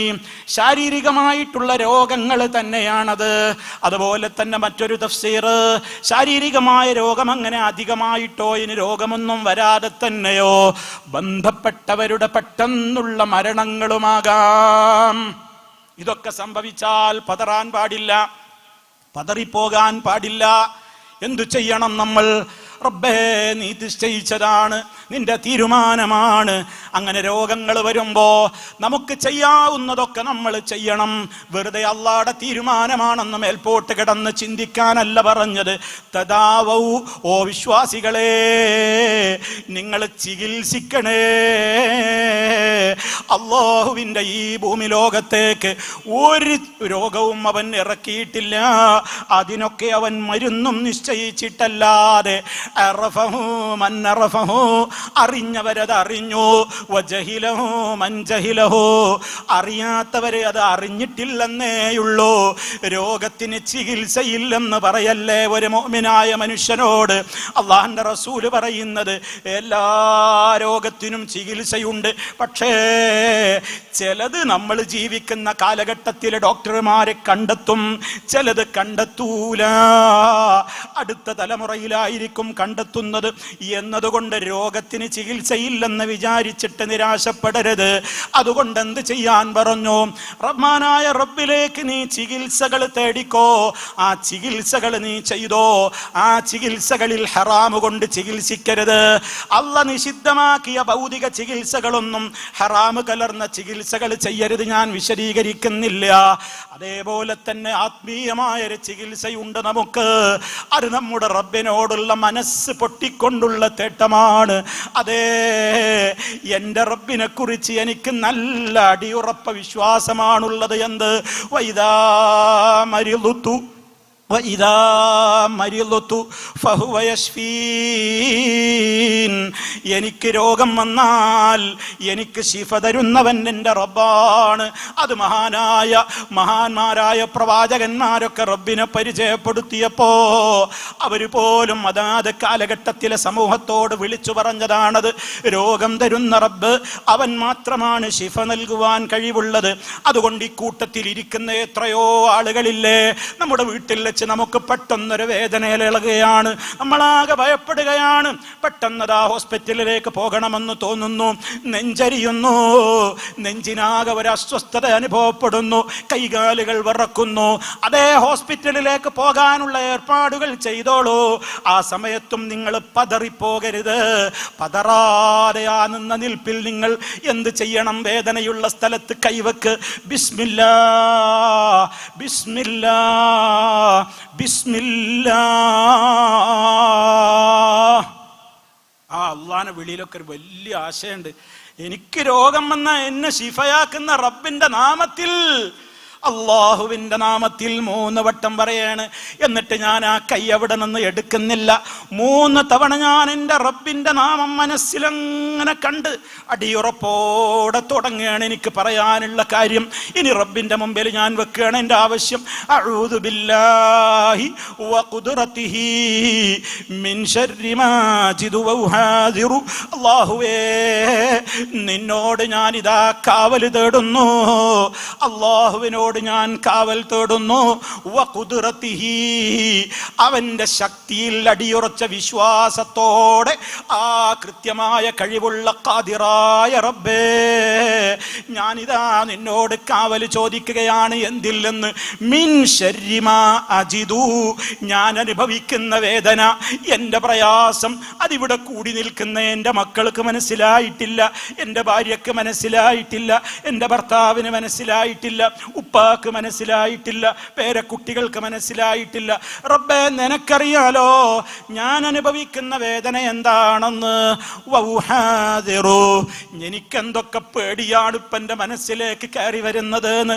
റബ്ബേ, അതെനിക്കല്ലേ അറിയൂ, നിനക്കുമല്ലേ അറിയോ. അതിൽ നിന്നൊക്കെ ഞാനിതാ നിന്നോട് കാവല് തേടുന്നു. കൈവിടല്ല റബ്ബേ എന്ന് നീ 7 തവണ പറഞ്ഞോ. അല്ലാഹുവിന്റെ റസൂലിന്റെ അടുക്കൽ ഒരു സഹാബി കയറി വരികയാണ്. മുത്ത് മുസ്തഫയോട് ചോദിക്കുകയാണ്, യാ റസൂലല്ലാഹ്, വേദന ഉണ്ട് വല്ലാതെ, കുറേ നാളായി, ഞാൻ എന്താ ചെയ്യേണ്ടത്? അള്ളാഹിന്റെ റസൂല് നേർക്കുനേരെ, മുത്ത് മുസ്തഫ നേർക്കുനേരെ എഴുതിക്കൊടുത്ത കൃത്യമായ നിർദ്ദേശമാണ്, പഠിപ്പിച്ചു കൊടുത്ത നിർദ്ദേശമാണ്. മോനെ, നിന്റെ കൈ നിന്റെ വേദനയുള്ള ഭാഗത്ത് വെക്ക്, ബിസ്മില്ല പറയ് മോനെ, 3 തവണ പറയ്, 7 തവണ ഈ അഊദു ബില്ലാഹി വ ഖുദ്റതിഹി മിൻ ശർരി മാ അജിദു വ ഉഹാദിർ എന്ന് പറഞ്ഞേക്ക്. ഞാൻ അങ്ങനെ പറഞ്ഞു എന്നാ സഹാബി പറയാണ്. പിന്നെ എൻ്റെ ജീവിതത്തിൽ ആ വേദന പിന്നെ കണ്ടിട്ടില്ല. ആ സഹാബിയാ പറയുന്നത്. കാരണം അവരുടെയൊക്കെ ഈമാൻ അങ്ങനെയാണ്. അവരാ ബിസ്മില്ലൊക്കെ പറയുമ്പോൾ വല്ലാതെ മനസ്സ് തട്ടുന്നുണ്ട്. അഊദു ബില്ലയൊക്കെ പറയുമ്പോൾ അവരുടെ മനസ്സ് വല്ലാതെ പതറുന്നുണ്ട്. റബ്ബിലേക്ക് അവരിങ്ങനെ വല്ലാതെ അടുക്കുന്നുണ്ട്. റബ്ബന്റെ പ്രാർത്ഥന കേൾക്കാതിരിക്കില്ലെന്ന വിശ്വാസമുണ്ട്, കേൾക്കാതെ പോകുമോ എന്ന ഭീതിയുമുണ്ട്. അതല്ലേ മുഅ്മിനീങ്ങളുടെ ലക്ഷണം തന്നെ. അങ്ങനെ തന്നെയാണല്ലോ. റഗ്ബത്തും വേണം, റഹ്ബത്തും വേണം, അതേ പേടിയും വേണം, ആഗ്രഹവും വേണം. അങ്ങനെയായിരുന്നു അമ്പിയാക്കന്മാരൊക്കെ. ദുആ ചെയ്യുമ്പോൾ ഉത്തരം കിട്ടാതെയാകുമോ, റബ്ബെന്നെ കൈവടിയുമോ എന്ന പേടിയും വേണം. ഇനി അഥവാ എന്നെ കൈവിട്ടാൽ ഞാൻ ശിക്ഷിക്കപ്പെടൂലേ എന്ന പേടി വേണം. അതേ അവസരത്തിൽ എൻ്റെ റഹ്മാനായ റബ്ബാണ്, ഷാഫിയായ റബ്ബാണ്, ഖാദിറായ റബ്ബാണ്, അലീമായ റബ്ബേ. ആ പ്രതീക്ഷയുണ്ടാകുമ്പോൾ നമ്മളത് ചെയ്തോ. മക്കൾക്ക് വേദനയുണ്ടാകുമ്പോൾ ശരീരത്തിൽ കൈവച്ച് നിങ്ങൾ അവർക്കും വേണ്ടി ഇത് ചോദിച്ചോ. അതുപോലെ തന്നെ അല്ലാഹുമ്മ റബ്ബന്നാസി അദ്ഹിബിൽ ബൗസ് ഇശ്ഫി അൻത ശാഫി ലാ ശിഫാ ഇല്ലാ ശിഫാഉക ശിഫാഅൻ ലാ യുഗാദിറു സഖമാ.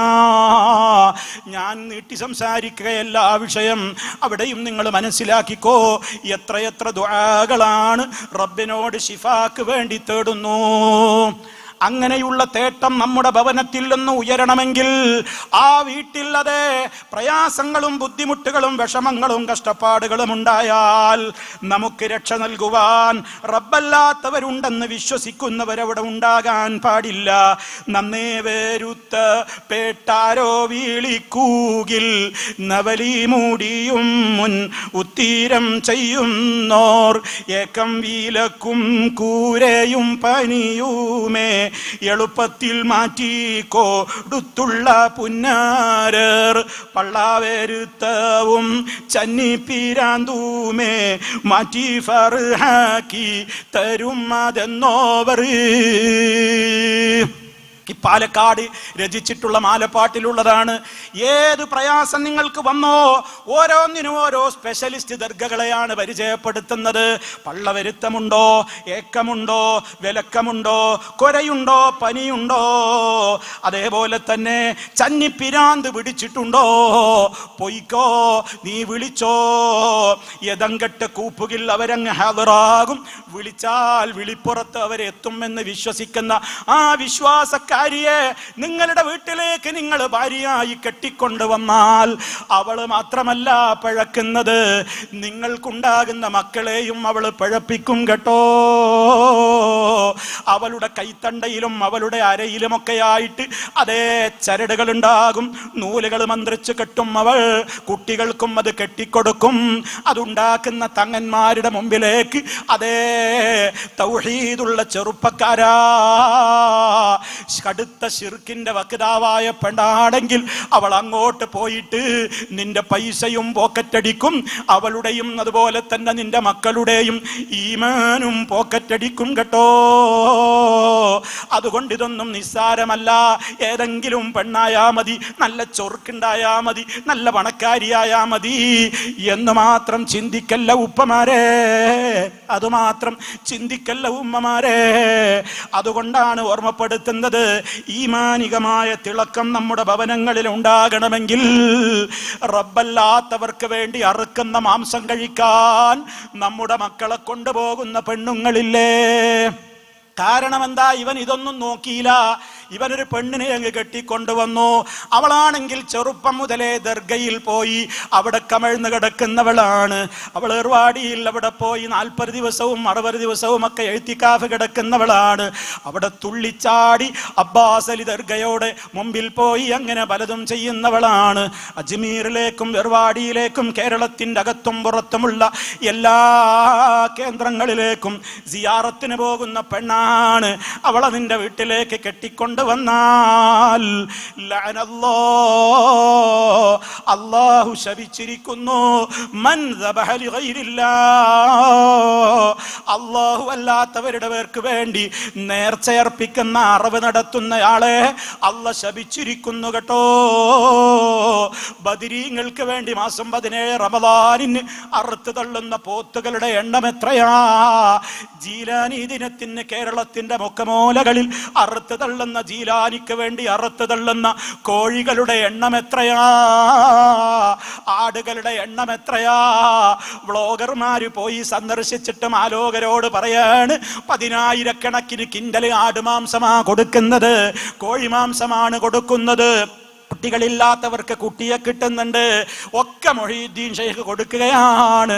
എന്തും പറഞ്ഞ് വ്ളോഗർമാർ ഇതിന് പരസ്യം കൊടുക്കുമ്പോ, ഓ പ്രിയപ്പെട്ട പെങ്ങളെ, ഉമ്മമാരെ, ഉപ്പമാരെ, ആ റബ്ബല്ലാത്തവരുടെ പൊരുത്തം കിട്ടാൻ വേണ്ടി അറുത്തിട്ടുള്ള മാംസം ഏതിന്റെ ഗണത്തിലാ ഞാനും നിങ്ങളും സ്ഥിരവും ഓതുന്ന ഖുർആനിൽ ഉൾപ്പെടുത്തിയതെന്നോ? അതേ ശവത്തിന്റെ കൂടെയാണ് എണ്ണിയത്, ചോരയുടെ കൂടെയാണ് എണ്ണിയത്, പന്നി മാംസത്തിന്റെ കൂടെയാണ് എണ്ണിയത് ഉപ്പാ.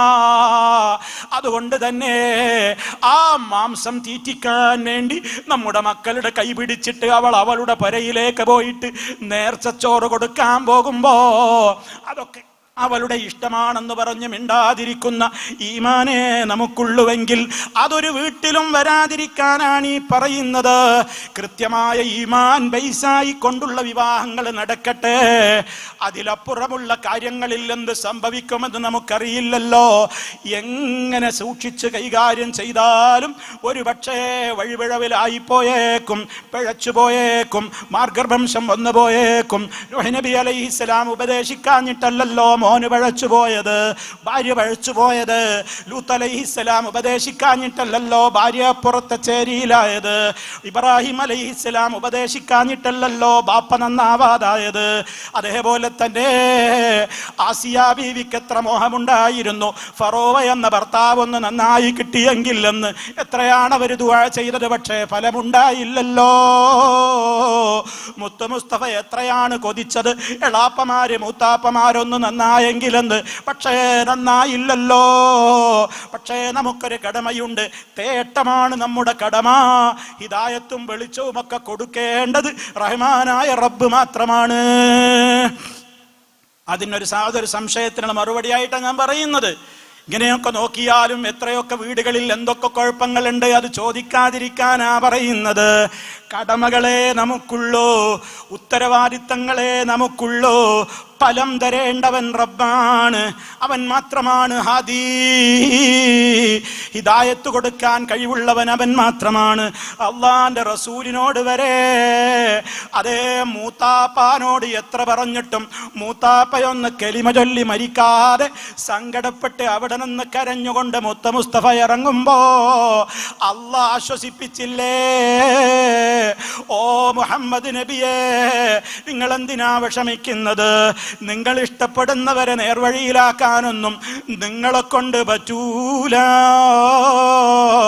വലാകിന്നല്ലാഹ്, അല്ലാഹു അത്രേ യഹ്ദീ മൻ യശാ,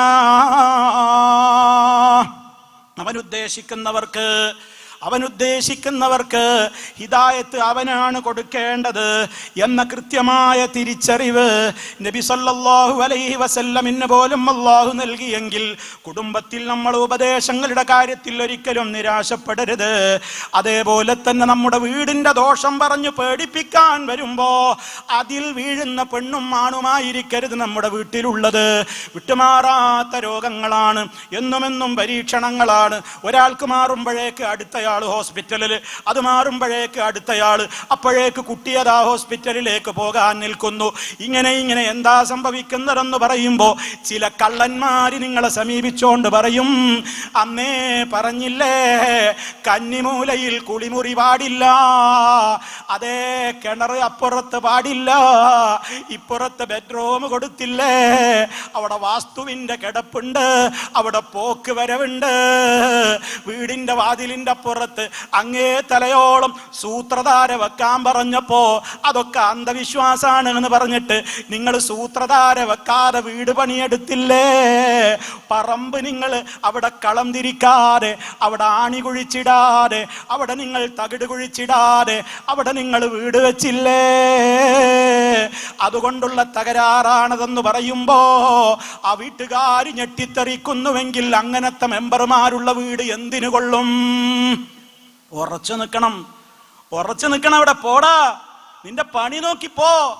എന്റെ നേതാവ് മുത്ത് മുസ്തഫ വീടെടുത്തിട്ടുണ്ട്. കൊച്ചു വീടായിരുന്നുവെങ്കിലും സഹാബാക്കള് വീടെടുത്തിട്ടുണ്ട്, ഒരുപാട് നേതാക്കന്മാര് വീടെടുത്തിട്ടുണ്ട്, അമ്പിയാക്കള് വീടെടുത്തിട്ടുണ്ട്. അവരൊന്നും കന്നിമൂല നോക്കിയിട്ടില്ല, അവർക്കൊന്നും പറമ്പ് ദോഷം അറിഞ്ഞിട്ടില്ല, അവർക്കൊന്നും വാസ്തുദേവനുണ്ടായിട്ടില്ല. റബ്ബ് തരുന്ന മുതൽ കൊണ്ട് ഹലാലായ ഭൂമി വാങ്ങിയിട്ട് താമസിക്കാൻ കൊള്ളുന്ന വിധത്തിൽ കാറ്റും വെളിച്ചവും കയറുന്ന വിധത്തിലുള്ള വീടെടുക്കാനല്ലാതെ അത് കഴിഞ്ഞാൽ ബിസ്മീൻ ചൊല്ലി ആ വീട്ടിലേക്ക് കയറി പിശാച്ചിനെ അട്ടിയോടിക്കും വിധത്തിലുള്ള യഥാർത്ഥ മുസ്ലിമിന്റെ ജീവിതവുമായി ജീവിച്ചു പോകാനല്ലാതെ മറ്റൊന്നും ഞങ്ങളോട് പറഞ്ഞിട്ടില്ല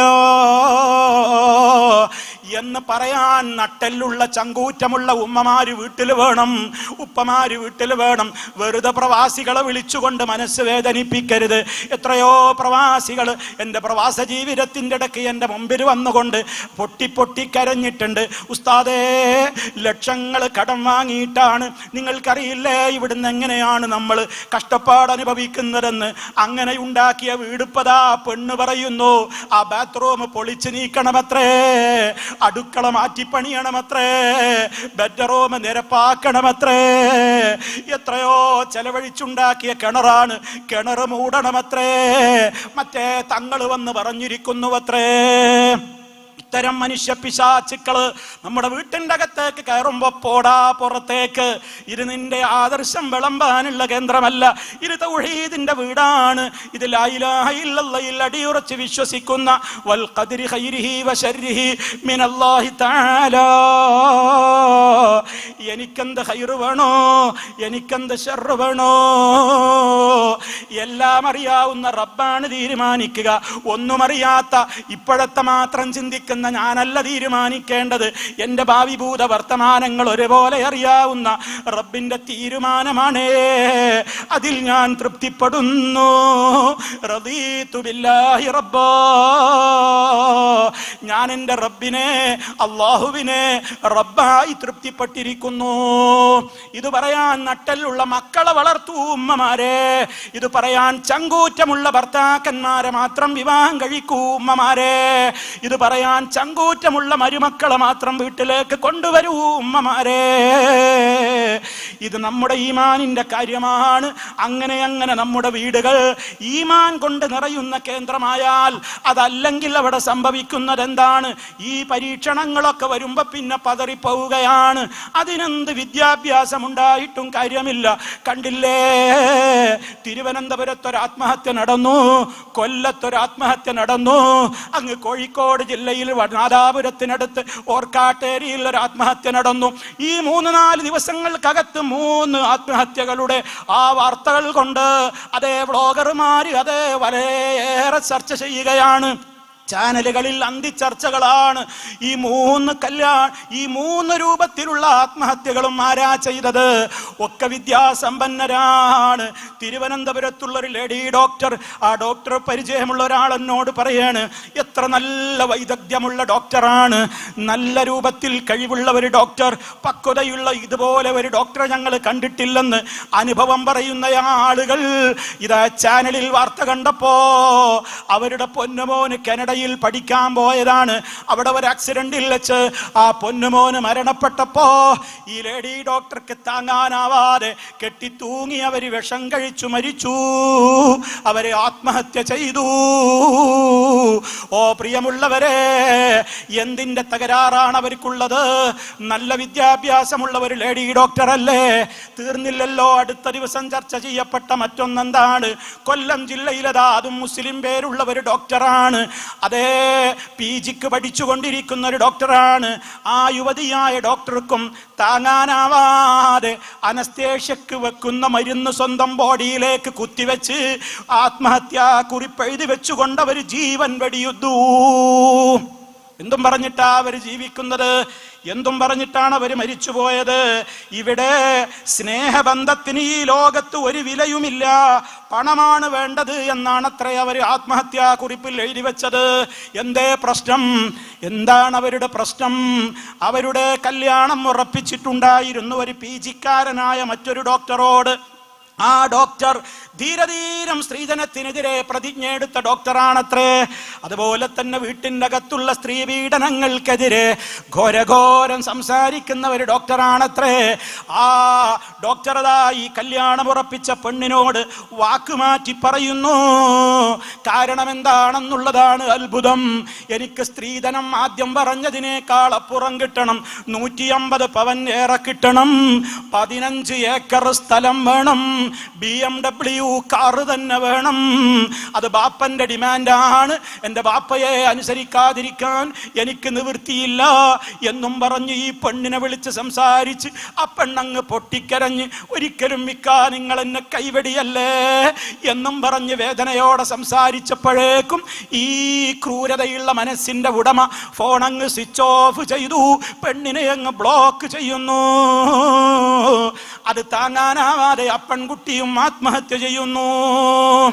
ഓർക്കാട്ടേരിയിൽ അതാ ബന്ധുക്കളുടെ ഭർത്താവിന്റെ വീട്ടിൽ വെച്ച് അമ്മയുടെയും അമ്മോശന്റെയും അമ്മാമന്മാരുടെയും ബന്ധുക്കളുടെയും ഒക്കെ പീഡനം സഹിക്കവയ്യാതെ ഒരു മുസ്ലിം പെൺകുട്ടി അവളും ആത്മഹത്യ ചെയ്യുന്നു. ആലോചിച്ചു നോക്കി നിങ്ങൾ, എവിടേക്കാണ് ഈ സമുദായം പോകുന്നത്? ആത്മഹത്യ ചെയ്യുന്ന പെണ്ണിന്റെ ചെറിയ കൊച്ചുകുട്ടി, ചെറിയ എട്ടും പൊട്ടും തിരിയാത്ത വളർന്നു വരുന്ന കൊച്ചുമോള് പുറത്തിരിക്കുന്ന വീട്ടുകാരോട് പറഞ്ഞു, ഉമ്മ എന്തോ വല്ലാത്ത വേദന സഹിക്കുന്ന ഒച്ചയും ശബ്ദവും റൂമിൽ നിന്ന് കേൾക്കുന്നുണ്ട്, ഒന്നോടിച്ചല്ല ഉപ്പാപ്പാ, ഒന്നോടിച്ചല്ല ഉമ്മാമാ. ആ കുട്ടി പറഞ്ഞപ്പോ ഉമ്മ അങ്ങനെ മരിക്കണമെങ്കിൽ അങ്ങ് മരിച്ചോട്ടെ എന്നും പറഞ്ഞ് ഉപ്പാപ്പയും ഉമ്മാമയും അവിടെ തന്നെ ഇരുന്നു എന്ന് കൊച്ചുമോള് വാർത്താലേഖകന്മാരോട് വിളിച്ചു പറയുമ്പോ ഇവിടെ കൂടിയ ഫാമിലി കോൺഫറൻസിലെ മെമ്പർമാരെ, എന്തിന്റെ തകരാറാണ് ഈ ലോകത്ത് സംഭവിക്കുന്നത്? എവിടെയാണ് തകരാറ് സംഭവിക്കുന്നത്? ആർക്കാണ് തെറ്റുപറ്റുന്നത്? MBBS കൊണ്ട് ഇത് കിട്ടൂല, എഞ്ചിനീയറിംഗ് കൊണ്ട് കിട്ടൂല. മനസ്സിന്റെ കരുത്ത് താങ്ങാനാവാതെ ആത്മഹത്യ ചെയ്യണമെങ്കിൽ അവിടെ തകരാറ് വേറെ ഏതോ വിദ്യാഭ്യാസത്തിന്റെ കമ്മിയല്ലേ? അവിടെയാ ചിന്തിക്കേണ്ടത്. എന്റെ റബ്ബ് തീരുമാനിക്കുന്നതേ എനിക്ക് വരൂ. അല്ലാഹുമ്മ ലാ മാനിഅ ലിമാ അഅ്തൈത. റബ്ബേ, നീ നൽകിയത് മുടക്കാൻ ഒരാളെ കൊണ്ടും കഴിയൂല, നീ വേണ്ടെന്ന് വെച്ചത് തരാനും ഒരാളെ കൊണ്ടും കഴിയൂല. എൻ്റെ റബ്ബിന് മാത്രമേ എല്ലാത്തിനും കഴിയൂ എന്ന അടിയുറച്ച ഈമാനിന്റെ വിശ്വാസം, ആ വിദ്യാഭ്യാസം ഉണ്ടായിരുന്നുവെങ്കിൽ ഈ 3 മക്കളും ആത്മഹത്യ ചെയ്യണമായിരുന്നുവോ? അപ്പൊ ആത്മഹത്യ എന്തുകൊണ്ട് ചെയ്യുന്നു? മനുഷ്യൻ ദുർബലനായി പോവുകയാണ്. റഹ്മാനായ റബ്ബ് നമ്മളെയെല്ലാം അത്തരം ചിന്തകളിൽ നിന്ന് കാത്തുരക്ഷിക്കുമാറാകട്ടെ. ഓ സഹോദരന്മാരെ, അവിടെ തവക്കുലാണ് പ്രശ്നമായത്. അവിടെ തവക്കുൽ ചെയ്യാൻ സാധിച്ചില്ല, പിടിച്ചു നിൽക്കാൻ സാധിച്ചില്ല. മരിക്കുന്നതോടുകൂടെ സുഖം കിട്ടുമെന്ന ദുഷിച്ച ചിന്തയിലേക്കാ പോയത്. ഇനി അതിനേക്കാൾ അപ്പുറമുള്ള പ്രയാസത്തിലേക്കാണ് ഞാൻ പോവുക എന്ന ചിന്ത ഉണ്ടായിരുന്നുവെങ്കിൽ ഈ 3 സഹോദരിമാരെയും നമുക്ക് നഷ്ടപ്പെടുമായിരുന്നോ? ഇതൊക്കെ ഒരാഴ്ചക്കുള്ളിൽ നടന്നതാണെങ്കിൽ 1000 കണക്കിന് കേസുകൾ ഭർതൃപീഡനം മുഖേന, അമ്മ പോര് മുഖേന, അതുപോലെയുള്ള മറ്റു പ്രശ്നങ്ങൾ മുഖേന എത്ര ആത്മഹത്യകളാ നടക്കുന്നത്. ഏത് പ്രശ്നം വന്നാലും പിടിച്ചു നിൽക്കാൻ കഴിവുള്ള മെമ്പർമാരാവണം നമ്മുടെ മക്കള്, നമ്മുടെ മരുമക്കള്, നമ്മുടെ ഉമ്മമാര്, നമ്മുടെ സഹോദരിമാര്, നമ്മുടെ എളാപ്പമാര്, മൂത്താപ്പമാര്. അതിനെന്ത് വേണം? എല്ലാവരും ഒന്നിച്ചു പഠിക്കണം, ഒരുമിച്ചൊന്നായി പഠിക്കണം. അപ്പോഴേ ഇതിനൊക്കെ പരിഹാരമാകൂ. ഞാൻ കേട്ടത് എൻ്റെ മോന് കേൾക്കുന്നില്ല, ഞാൻ പഠിക്കുന്നത് എൻ്റെ മകള് പഠിക്കുന്നില്ല. ഉമ്മ കേൾക്കുന്നുണ്ട്, പക്ഷേ മോള് ആ സദസ്സിലേക്കൊന്നും വരൂല. അപ്പൊ ഉമ്മാക്ക് ഇതൊക്കെ വലിയ പേടിയാ, നല്ല ഈമാനാണ്. പക്ഷേ കൊഞ്ചി മോളങ്ങ് കാരണം പറയുമ്പോ അവളെ വിട്ടിട്ടാണ് ഖുർആൻ ക്ലാസ്സിന് ഉമ്മ വരുന്നത്, മകള് വരുന്നില്ല. അവൾക്ക് പ്രശ്നം വരുമ്പോ പിന്നെ അവള് തങ്ങിച്ചാവുക ല്ലാതെ ആത്മഹത്യ ചെയ്യുകയല്ലാതെ നിങ്ങൾക്ക് കിട്ടിയ ഈമാൻ അവർക്ക് കിട്ടിയിട്ടില്ലല്ലോ. നിങ്ങളത് കൊടുക്കേണ്ട പ്രായത്തിൽ കൊടുത്തിട്ടില്ലല്ലോ. ആ തകരാറ് ഇവിടെ പങ്കെടുത്ത ഒരൊറ്റ ഫാമിലിക്കും വരരുത് എന്ന ആത്മാർത്ഥമായ ആഗ്രഹത്തോടെ എൻ്റെ മനസ്സിൻ്റെ ഉള്ളിൽ നിന്ന് ഞാൻ എന്നോടെന്ന പോലെ നിങ്ങളോടുമാണ് ഈ ഓർമ്മപ്പെടുത്തുന്നത്. അതുകൊണ്ട് തന്നെ ഇപ്പൊ നോക്കൂ, നിങ്ങൾ ഒരു മരണത്തിന് കാരണമായത് സ്ത്രീധനം ചോദിച്ചതാണ്. ചോദിച്ചതാരാ? ഒരു മാപ്പിളയല്ലേ. ചോദിക്കപ്പെട്ടത് എത്ര പവനാണ്, എത്ര ഏക്കർ ഭൂമിയാണ്, എത്ര വലിയ മുന്തിയ കാറുകളാണ്. അപ്പേ ആ രംഗത്തേക്ക് കടന്നാൽ പിന്നെ പറയാതിരിക്കലാണ് ഭേദം. ഈ ഫാമിലി കോൺഫറൻസ് കഴിഞ്ഞ് തിരിച്ചു പോകുമ്പോൾ ഞാൻ ഇതുവരെ പറഞ്ഞതും ഇനി പറയാനിരിക്കുന്നതും മുൻ പ്രഭാഷകന്മാരിവിടെ അടിവരയിട്ട് ഓർമ്മപ്പെടുത്തിയതൊക്കെ കല്ലിൽ കൊത്തിവെച്ച പോലെ ഈ കോൺഫറൻസിൽ പങ്കെടുത്ത ഉമ്മവങ്ങന്മാരുടെ ജ്യേഷ്ഠാനുജന്മാരുടെ കൽബിൽ കൊത്തിവെക്കണേ എന്ന അപേക്ഷയോടുകൂടി ഇനിയും ചില കാര്യങ്ങൾ എനിക്ക് പറയാനുണ്ട്. സ്ത്രീധനം എന്ന് പറയുന്ന പിശാച്ച് നമ്മുടെയും വീട്ടിലുണ്ടോ? ആ പിശാച്ചിനെ നമ്മളും പാലൂട്ടി വളർത്തുന്നുണ്ടോ? കല്യാണത്തിന് അതാ നിശ്ചയത്തിന് പോകുകയാണ്. നിശ്ചയിക്കുമ്പോ അതാ പരിപാടി ആരംഭിക്കുകയായി. എന്നാ പിന്നെ എന്താ പിന്നെ പറയാൻ എന്തെങ്കിലും ഉണ്ടോ? ഒന്നും പറയാനൊന്നുമില്ല, ഞങ്ങൾ അത്തരക്കാരല്ല. എന്നാലും എൻ്റെ മകൾക്ക് ഇത്ര കൊടുത്തിട്ടുണ്ട്, മൂത്തമോൻ ഇത്ര കിട്ടിയിട്ടുണ്ട്. ചൂണ്ടയിടുന്നു ഈ വിളവൻ ചൂണ്ടയിടുകയാണ്. മോൾക്കത്ര കൊടുത്തു, മകൻ ഇത്ര കിട്ടിയെന്ന് പറയുമ്പോ അതിൽ കൂടുതലല്ലാതെ കുറഞ്ഞുകൊണ്ടൊരു പെണ്ണങ്ങോട്ട് വരണ്ട എന്ന എഴുതാപ്പുറമല്ലേ അയാൾ നിവർത്തി കാണിച്ചു കൊടുക്കുന്നത്. ഈ വിഡ്ഢിത്തം ഇവിടെ വന്ന ഒരൊറ്റ വീട്ടിലും ഇനി ഉണ്ടാകാൻ പാടില്ല. സൂചനയിലൂടെ പോലും സ്ത്രീധനം വാങ്ങണ്ട. കല്യാണത്തിന്റെ ഡിമാൻഡ് എന്ന നിലക്ക് നിങ്ങൾ പറയുന്ന പണമോ അറയോ സ്വർണ്ണാഭരണങ്ങളോ മറ്റേതെങ്കിലും വിസ വാഗ്ദാനമോ ഷോപ്പിൻ്റെതായ രൂപത്തിലുള്ള അനന്തരാവകാശമോ മറ്റേത് നിലക്കാണെങ്കിലും വിവാഹത്തിന്റെ ഡിമാൻഡ് എന്ന നിലക്ക് ആവശ്യപ്പെടുന്നത് മുഴുവനും ഇസ്ലാം വിലക്കിയിട്ടുള്ള സ്ത്രീധനമാണ്. അത് വാങ്ങാൻ പിന്നെ നേരിട്ടൊന്നും ഞാൻ ചോദിക്കണില്ല, അത് അമ്മാമനെ ഏൽപ്പിച്ചിരിക്കും. അപ്പൊ മാമൻ പോയിട്ടാണ് സംസാരിച്ചാണ് കൊളാക്കും മൂപ്പരോട് ഇറങ്ങുമ്പോ ചോദിക്കും എങ്ങനെയുണ്ട്. അതൊക്കെ വേണ്ടമായിരിക്കാക്ക കൈകാര്യം ചെയ്തിട്ടുണ്ടടാ, പൊന്നു മോന് സുഖമായിട്ടിരിക്ക്. അപ്പൊ എന്താ ഈ പിശാച്ച് അവിടെ ഇടപെട്ടു എന്നർത്ഥം. അതാണ്, ഇല്ലെങ്കിൽ കല്യാണമാണ് നടക്കൂല. അങ്ങനെയാണ് വിവാഹം ഉറപ്പിച്ചിട്ട് ഈ ഡോക്ടർക്ക് പിന്നെ ഈ പറഞ്ഞതിലൊക്കെ അപ്പുറം വേണമെന്നായപ്പോഴാ പെൺകുട്ടിക്ക് പിന്നെ ആത്മഹത്യ ചെയ്യല്ലാതെ നിവൃത്തിയൊന്നുമില്ല. ഇങ്ങനെ ഉണ്ടാകാൻ പാടുണ്ടോ? ഇങ്ങനെ വിവാഹത്തിന്റെ രംഗം കച്ചവടമായി മാറ്റല്ലേ, കച്ചവടമായി മാറല്ലേ. ഇനി അതൊക്കെ കഴിഞ്ഞു അങ്ങോട്ട് മുന്നോട്ട് പോയാൽ പെണ്ണ് കാണാൻ വേണ്ടിയിട്ടുള്ള പോക്കാണ്. പെണ്ണിനെ കാണണം. ആരാടോ പെണ്ണ് കാണേണ്ടത്? ഒരു പെണ്ണിനെ കാണേണ്ടത് ഒരാണാണ് കാണേണ്ടത്. കാരണം കുറെ ആണുങ്ങളല്ല ഒരു പെണ്ണിനെ കെട്ടുന്നത്, കുറെ ആണുങ്ങളാണ് ഒരു പെണ്ണിനെ കെട്ടുന്നത് എന്ന സമ്പ്രദായം പോലെയാണ് നമ്മുടെ പെണ്ണ് കാണാൻ പോക്ക്. നിരന്നങ്ങനെ ആണുങ്ങൾ പോയിരിക്കുന്നു. അവിടേക്ക് പെൺകുട്ടി ഇങ്ങനെ മന്ദം നടന്നു വരണം. എന്നിട്ട് കണ്ണുകൊണ്ട് ഗോഷ്ടി കാണിക്കുകയാണ് കൂട്ടുകാരോട്, നോക്കടാ എങ്ങനെയുണ്ട്. അങ്ങനെ ഓരോരുത്തരെ നോക്കിയിട്ട് അഭിപ്രായം പറഞ്ഞിട്ട് പെണ്ണ് കാണാൻ വേണ്ടി വന്നാൽ നിങ്ങളുടെ പെൺകുട്ടിയെ കാണിച്ചു കൊടുക്കല്ല ഉമ്മ. അവരുടെ മുമ്പിൽ പെൺകുട്ടിയെ വിട്ടുകൊടുക്കരുത് ഉപ്പ. അവളെ കാണണോ? സ്വകാര്യമായി ഒരു റൂമിലേക്ക് നിങ്ങളുടെ സാന്നിധ്യത്തിലും നിങ്ങളുടെ നോട്ടമെത്തുന്ന ഇടത്തുമായി അവര് സംസാരിക്കട്ടെ, അവര് മനസ്സ് തുറക്കട്ടെ, അവര് നോക്കി കാണട്ടെ. അത് ഇസ്ലാം പറഞ്ഞതാ. അതിന്റെ മര്യാദകളൊക്കെ പാലിച്ചുകൊണ്ട് നിങ്ങൾ കാണണം. ഇതൊന്നുമല്ല, ഇത് കാണാനൊരു പോക്ക്. അങ്ങനെ അതൊക്കെ കഴിഞ്ഞു, കണ്ടു, ഇഷ്ടപ്പെട്ടോ, എന്നാ പിന്നെ മിഠായി കൊടുക്കണ്ടേ? മിഠായി കൊടുക്കാൻ വേണ്ടി മിഠായി കടകളൊന്നാകെ ഒരു മൊബൈൽ മിഠായി കട എല്ലാ താത്തമാരുടെയും കൈകളിലുണ്ട്. ഒക്കെ വാഹനം വിളിച്ച് നിരനിരയായിട്ട് മിഠായി കൊടുക്കാൻ പോവാണ്. ഒരു പെണ്ണിനെ കണ്ട് ഇഷ്ടപ്പെട്ട് അവരുടെ കൈവെള്ളയിൽ ഒരു മിഠായിയുടെ പാക്കറ്റ് കൊടുക്കാനാണ് ഈ കണ്ട ആളുകളൊക്കെ. അപ്പോഴൊക്കെ അപ്പുറത്ത് ആട് പൊരിക്കുന്നുണ്ട്, ഇപ്പുറത്ത് കോഴി വറക്കുന്നുണ്ട്, ഇപ്പുറത്ത് ബിരിയാണിയുണ്ട്, നെയ്ച്ചോറുണ്ട്, മന്തിയുണ്ട്, എല്ലാ ലഹളയുമുണ്ട്, അതേ മിഠായിയുടെ കൂമ്പാരങ്ങളുമുണ്ട്. ഈ തോന്നിവാസത്തിന് ഉമ്മമാരെ, പെങ്ങന്മാരെ, നമ്മുടെ വീട്ടിലേക്ക് ആ കാഴ്ച വസ്തുവുമായിട്ട് വരുന്ന പരിപാടി അതിവിടെ വേണ്ട, നമുക്കത് ചേരൂല എന്ന് പറയാൻ തൻ്റെ ഇടമുള്ള നട്ടലുള്ള ബാപ്പമാരുണ്ടാകണം വീട്ടിൽ, ഉമ്മമാരുണ്ടാകണം വീട്ടിൽ. പോയെങ്കിൽ അങ്ങ് പോകട്ടെ. റഹ്മാനായ റബ്ബിന് വേണ്ടിയാണോ നിങ്ങൾ പ്രതിരോധം തീർക്കുന്നതെങ്കിൽ, ആ റബ്ബ് നിങ്ങളെ കൈവടിയുമെന്ന ഉറപ്പാണോ നിങ്ങൾക്കുള്ളതെങ്കിൽ, നിങ്ങളുടെ ഈമാനിന് എന്ത് വിലയാണുള്ളത്?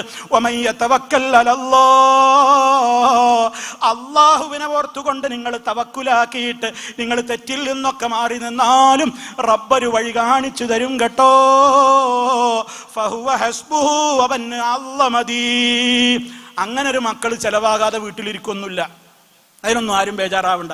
ശൈത്താൻ അങ്ങനെ തോന്നിപ്പിക്കും. അങ്ങനെയൊക്കെ പറഞ്ഞിരുന്ന ഞങ്ങളെ മോളവിടെ ഇരിക്കും, അത് പിന്നെ പോകലുണ്ടാവില്ല, മുടക്കാച്ചരക്കായിട്ട് ഇരിക്കും എന്നൊക്കെ ശൈത്താൻ വേദമോന്തും. പറയണം മനസ്സിനോട്, എന്റെ റബ്ബ് എനിക്ക് മോള് തന്നിട്ടുണ്ടെങ്കിൽ, അവൾക്കൊരു വരനെ നിശ്ചയിച്ചിട്ടുണ്ടെങ്കിൽ എൻ്റെ കുട്ടിക്കത് കിട്ടിയിരിക്കും. അതിന് അടി മുതൽക്കേ പണി തുടങ്ങണം.